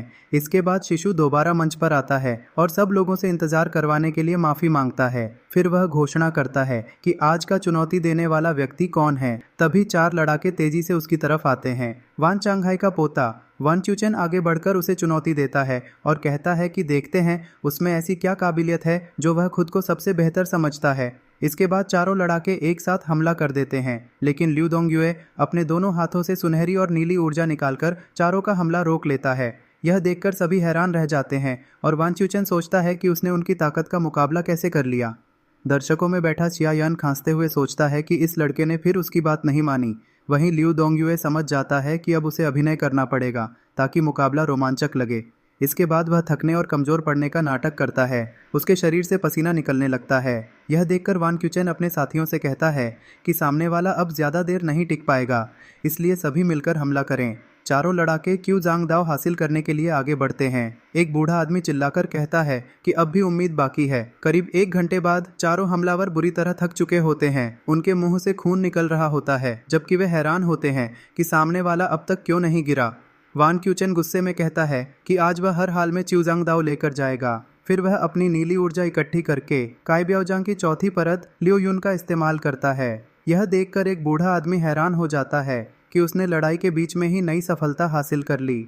वन च्यूचेन पूरी ताकत से हमला करता है, लेकिन ल्यू दोंगयुए एक विशाल सुनहरी ढाल बनाकर उसका वार रोक देता है। इसके बाद वह हल्का सा मुक्का मारता है और कहता है कि जीतने में बस थोड़ा सा बाकी था। उसी एक वार से वान क्यूचेन दूर जा गिरता है। बूढ़ा आदमी दुखी होकर कहता है कि बस थोड़ा सा फर्क रह गया था। तभी सियायन सीढ़ियों पर आकर घोषणा करता है कि आज का मुकाबला खत्म हो गया है और सभी लोग कल फिर इसी समय आएं। इसके बाद वह बैठा होता है, तभी लाल कपड़े पहने एक लड़की उसे चांगशेंग ग्वान वीआईपी मेंबरशिप कार्ड के बारे में बताती है। वह कहती है कि अगर मुकाबला 10 मैचों के अंदर खत्म हो जाए तो पूरा पैसा वापस कर दिया जाएगा। यह सुनकर एक भारी भरकम आदमी उत्साहित हो जाता है और कार्ड खरीदना चाहता है, लेकिन सियायान उसे बता देता है कि यह कार्ड केवल वीआईपी सीट वालों के लिए है। वह आदमी नाराज होकर चला जाता है। दूसरी तरफ एक आदमी अफसोस करता है कि काश उसने पहले वीआईपी टिकट खरीद लिया होता। फिर सियायान घोषणा करता है कि आज यह कार्ड सिर्फ 9000 टेल्स में मिलेगा, जबकि उसमें 1000 टेल्स का बैलेंस होगा। एक आदमी खुश तो होता है, लेकिन अपनी थैली में सिर्फ 3000 से कुछ ज़्यादा टेल्स देखकर रोने लगता है, क्योंकि वह कार्ड नहीं खरीद सकता। रात में लियू दोंगयुए यानी दूसरे शिष्य शिया यान के पास आता है, जो गो खेल रहा होता है। वह कहता है कि वह बहुत थक गया है और सोने जा रहा है। उसके मन में आता है कि कमज़ोर लोगों के साथ बराबरी का अभिनय करना असली लड़ाई से 100 गुना ज़्यादा मुश्किल है। सिया यान उसे आज की लड़ाई के बारे में सोचने को कहता है। चलते हुए लियू दोंगयुए सोचता है कि उसके शिशु ने उसे 4 लोगों से लड़ने के लिए क्यों कहा था। फिर वह भावुक होकर मान लेता है कि यह सब पैसे कमाने के लिए नहीं, बल्कि उसकी ट्रेनिंग और कमियां सुधारने के लिए किया गया था। इसके बाद छोटी लड़की शिमिंग पूछती है कि क्या दूसरे बड़े भाई को बात समझ आ गई। छियायन हंसकर कहता है कि उसने तो बस उसकी एक्टिंग सुधारने को कहा था, क्योंकि आज उसकी एक्टिंग बहुत खराब थी। फिर वह तीसरे शिष्य को बुलाने को कहता है। अगले दिन शियायान दोनों शिष्यों को 2 गोलियां देता है ताकि उनकी नसें खुल सकें। फिर वह उनके माथे पर बैंगनी ऊर्जा डालता है। एक शिष्य हैरान होकर पहचान लेता है कि यह जीसिया जेनछी और ताइशुएन चिनजिंग की दूसरी परत है। लड़की की नसों में सुनहरी रोशनी चमकने लगती है। सियायान नोटिस करता है कि उसकी नसों में बदलाव आ गया है, लेकिन उसकी किस्मत में कोई प्रतिक्रिया नहीं दिख रही। तीसरा शिष्य कहता है कि अगर वह बड़ा मास्टर नहीं बन पाया तो भी कोई बात नहीं, लेकिन सियायान मन ही मन सोचता है कि उसे फर्क पड़ता है, क्योंकि उसे उम्मीद है कि यही शिष्य एक दिन उसे ऊंचे स्तर तक पहुंचाएंगे। उधर एक सराय में एक ताकतवर नेता मेज पर हाथ मारकर कहता है कि ल्यू दोंगयुए भले ही मजबूत हो, लेकिन उनके बीच तालमेल नहीं था। अगर वे 4 एलिफेंट्स फॉर्मेशन का इस्तेमाल करें तो वह टिक नहीं पाएगा। वह आदेश देता है कि चियूजांग तलवार वापस लानी होगी। शहर में लोग लगातार मुकाबलों की चर्चा कर रहे होते हैं और दूसरी तरफ सियायान खूब पैसा कमा रहा होता है। वही नेता बार बार दुखी होकर कहता है कि तलवार जीतने में बस थोड़ा सा फर्क रह गया था। इसी दौरान लड़की की ट्रेनिंग दिखाई जाती है। कुछ ही दिनों में वह गोल्डन लाइट शील्ड सीख लेती है और सीधे 5वें स्तर तक पहुंच जाती है, जिसे सभी एक चमत्कार मानते हैं। ताकतवर नेता फिर कहता है कि बाकी संप्रदाय भी अपनी सीमा तक पहुंच चुके हैं। कल 7वां दिन होगा और अब जुएचिंगू कदम उठाएगा।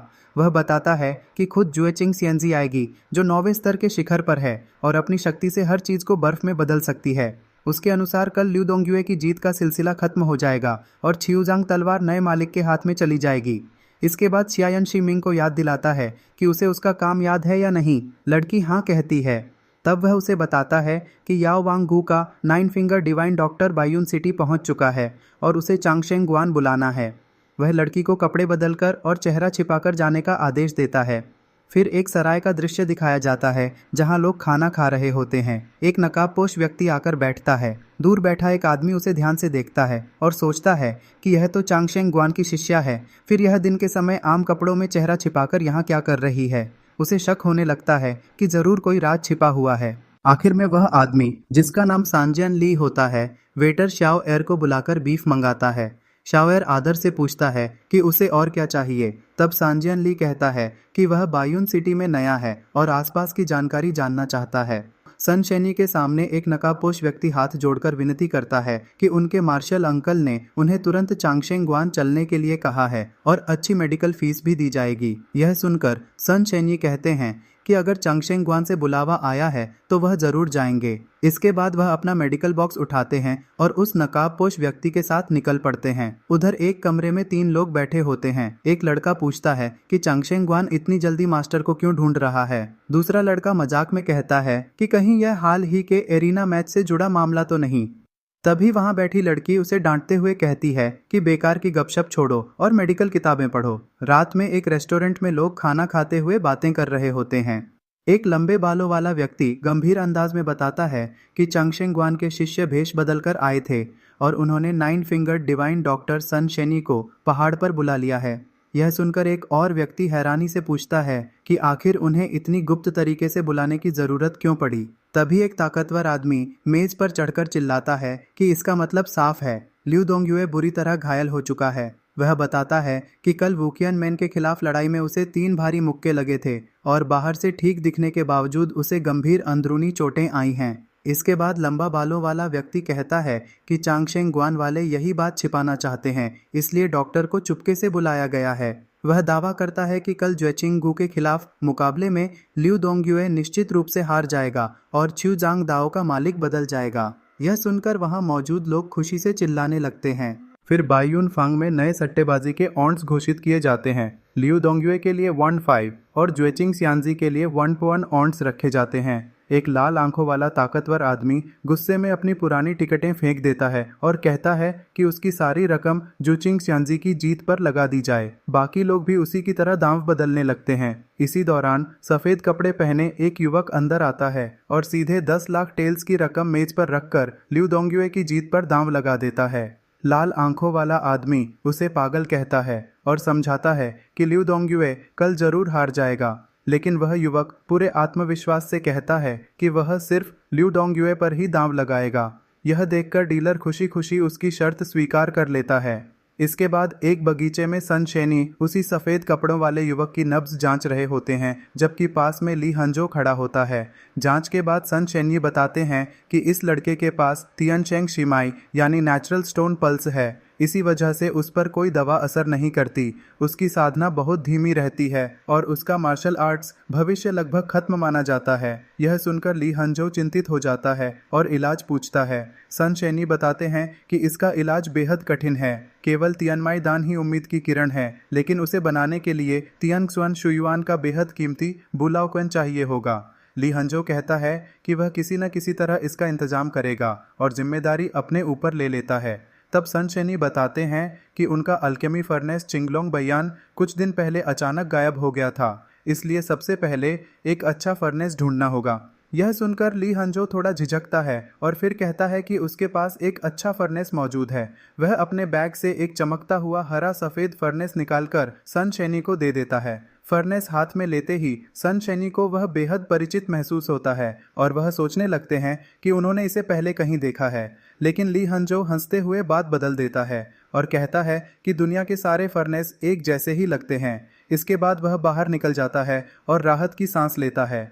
फिर ली हांजो सफेद कपड़ों वाले युवक शिमिंग के कंधे पर हाथ रखकर उसे दिलासा देता है कि चिंता मत करो, तुम्हारे मार्शल अंकल तुम्हारे लिए बुलाओक्वान जरूर लेकर आएंगे। शिमिंग उनका धन्यवाद करता है। इसके बाद बाइहुआ के बाहर भारी भीड़ जमा हो जाती है। एक लड़की बालकनी से घोषणा करती है कि अगले मुकाबले की सारी टिकटें बिक चुकी हैं। यह सुनकर लोग नाराज हो जाते हैं और शिकायत करने लगते हैं कि उन्हें टिकट नहीं मिली। उसी समय एक शानदार बग्घी आती है और कुछ लोग वीआईपी टिकटें निकालकर 10,000 टेल्स में बेचने लगते हैं। दूसरा व्यक्ति 5,000 टेल्स में बाकी टिकटें बेचता है। भीड़ में मौजूद एक ताकतवर आदमी तलवार निकालकर चिल्लाता है कि यह खुली लूट है और देखते ही देखते वहां झगड़ा शुरू हो जाता है। ऊपर एक रेस्टोरेंट में बैठे टियांग सिंह यह सब देख रहे होते हैं। वह अपने शेंगजू से पूछते हैं कि चांगशेंग ग्वान वाले इन टिकट दलालों को क्यों नहीं रोक रहे। इस पर शेंगजू चाय पीते हुए कहते हैं कि तुम बहुत भोले हो, यह सब असल में ली हंजो की ही योजना है। इसके बाद शेंगजू कहते हैं कि तियांगसिंग पहले ही 2 बार ल्यू दोंगयुए से हार चुका है और अब वह उसके मन का डर बन चुका है। अगर इस बार वह उसकी असली ताकत नहीं देख पाया तो कभी आगे नहीं बढ़ सकेगा। इसलिए टिकट चाहे जितनी महंगी हो, उसे यह मुकाबला देखना ही होगा। मुकाबले के दिन अचानक रोशनी फैलती है और जोचिंग श्यांजी एक चमकते हुए कमल पर उड़ते हुए मैदान में उतरती है। उन्हें देखकर पूरी भीड़ उत्साह से उनका नाम पुकारने लगती है। तभी ली हंजो मंच पर आता है और लोगों से कहता है कि अगर वे जोचिंग श्यांजी को पसंद करते हैं तो उनके लिए फूलों की टोकरियां खरीदकर उनका हौसला बढ़ाएं। शिष्य बड़ी बड़ी फूलों की टोकरियां लेकर आते हैं। ली हंजो यह भी घोषणा करता है कि जो सबसे ज्यादा टोकरियां खरीदेगा उसे फेरी के हस्ताक्षर वाली विशेष साधना पुस्तक मिलेगी। यह सुनते ही अलग अलग गुटों के लोग आपस में प्रतिस्पर्धा करने लगते हैं। शंक्विलिंग का एक व्यक्ति कहता है कि पहला स्थान उसी का होगा। बाइशियोंग गु का प्रतिनिधि भी पीछे हटने से इनकार कर देता है। तब ली हंजो दोनों को डांटते हुए कहता है कि लड़ना है तो बाहर जाकर लड़ो, चांगशेंग ग्वान झगड़े की जगह नहीं है। फिर वांग गोंगजी आगे बढ़कर ये 100 फूलों की टोकरियां खरीदने की मांग करता है। शिष्य घोषणा करता है कि नानबिंग वांगसुन शिजिया के वांग गोंगजी ने 100 टोकरियां खरीदी हैं और कुल बिल 10,000 टेल्स बनता है। यह सुनकर वांग गोंगजी चौंक जाता है और पूछता है कि इतना बड़ा बिल कैसे बन गया। ली हंजो मुस्कुराते हुए बताता है कि वह कहना भूल गया था कि एक टोकरी की कीमत 100 टेल्स है। फिर वह अपने शिष्य चियांगे से कहता है कि झंडा नीचे कर दो क्योंकि ग्राहक रिफंड चाहता है। अपनी प्रतिष्ठा बचाने के लिए वांग गोंगजी तुरंत घोषणा कर देता है कि वह रिफंड नहीं बल्कि 120 टोकरियां खरीदेगा। यह सुनकर भीड़ जोर जोर से चिल्लाने लगती है। उधर ज्वेचिंग श्यांजी शांत भाव से सब देख रही होती हैं और मुकाबला शुरू हो जाता है। दोनों पक्षों की मार्शल ऊर्जा टकराने लगती है और लड़ाई तेजी से आगे बढ़ती है।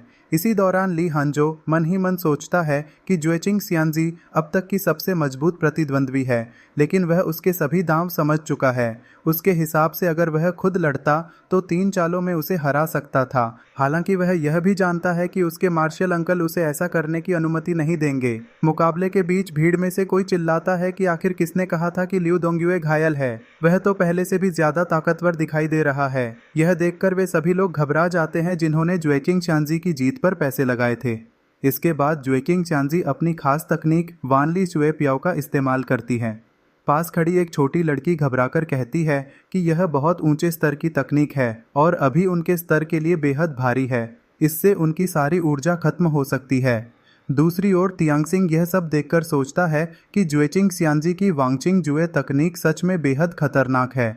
उसे एहसास होता है कि वह उनके सामने कुछ भी नहीं है और दुनिया में उससे कहीं ज्यादा शक्तिशाली लोग मौजूद हैं। इसके बाद ज्वेचिंग श्यांजी हार मान लेती है और जमीन पर बैठकर ल्यू दोंगयुए की तारीफ करती है। वह कहती हैं कि आज उन्हें समझ आ गया है कि हमेशा कोई न कोई उनसे बेहतर होता है। साथ ही वह वादा करती हैं कि भविष्य में और मजबूत बनकर वापस आएंगी। ल्यू दोंगयुए उनकी प्रशंसा करता है और कहता है कि अगर सीधी लड़ाई होती तो शायद वह 3 चालों में ही हार जाता। इसके बाद जुएचिंग xianzi जाने लगती हैं। नीचे पहुंचने पर एक युवक उनसे हस्ताक्षर मांगता है। वह अपनी किताब निकालकर उस पर ऑटोग्राफ दे देती है। युवक खुशी से झूम उठता है, जबकि पास बैठा एक अमीर आदमी उसका मजाक उड़ाते हुए कहता है कि यह तो बाजार में मिलने वाली साधारण और सस्ती मार्शल आर्ट्स किताब है। लेकिन वह युवक गुस्से में जवाब देता है कि उन्हें इसकी असली कीमत का अंदाज़ा नहीं है। वह किताब को ध्यान से देखने लगता है और उसे लगता है कि जुएचिंग xianzi ने इसके जरिए कोई खास संदेश छोड़ा है। यह देखकर आसपास के लोग उसकी दीवानगी पर हैरान रह जाते हैं। इसके बाद जुएचिंग xianzi अपने मेज़बानों का धन्यवाद करती हैं और कहती हैं कि यहाँ का खाना बहुत स्वादिष्ट था। खाना बनाने वाला युवक शर्माते हुए कहता है कि वह जब चाहे वापस आ सकती हैं। उनके जाने के बाद दो दोस्त आपस में बात करते हैं। एक पूछता है कि क्या वह जुएचिंग xianzi को पसंद करता है। दूसरा हाँ कहता है। तब उसका दोस्त समझाता है कि उन्हें पाना आसान नहीं है, क्योंकि उनके पीछे बहुत से प्रतिभाशाली लोग हैं, इसलिए उसे और मजबूत बनना होगा। वह युवक वादा करता है कि वह पूरी कोशिश करेगा। तभी एक व्यक्ति दौड़ता हुआ आता है और उन्हें उनके बड़े भाई की तरफ से आया एक पत्र देता है। पत्र में लिखा होता है कि उनके गुरु का पता चल गया है, लेकिन वह किसी मुसीबत में फंसे हुए हैं और उन्हें मदद की ज़रूरत है। साथ ही यह भी पता चला है कि उनके संप्रदाय का खोया हुआ खजाना मिल गया है। खजाने की खबर सुनकर एक युवक खुश हो जाता है, लेकिन दूसरा उसे याद दिलाता है कि गुरु की सुरक्षा ज़्यादा महत्वपूर्ण है। फिर वे उस जगह के बारे में चर्चा करते हैं जहाँ उनके गुरु मौजूद हैं। एक छोटी लड़की बताती है कि वह स्थान बहुत दूर है और वहाँ कई शक्तिशाली लोग रहते हैं। आखिर में युवक फैसला करता है कि वह उस बड़े देश की यात्रा करेगा और अपने गुरु तथा बड़े भाई को ढूंढकर वापस लाएगा।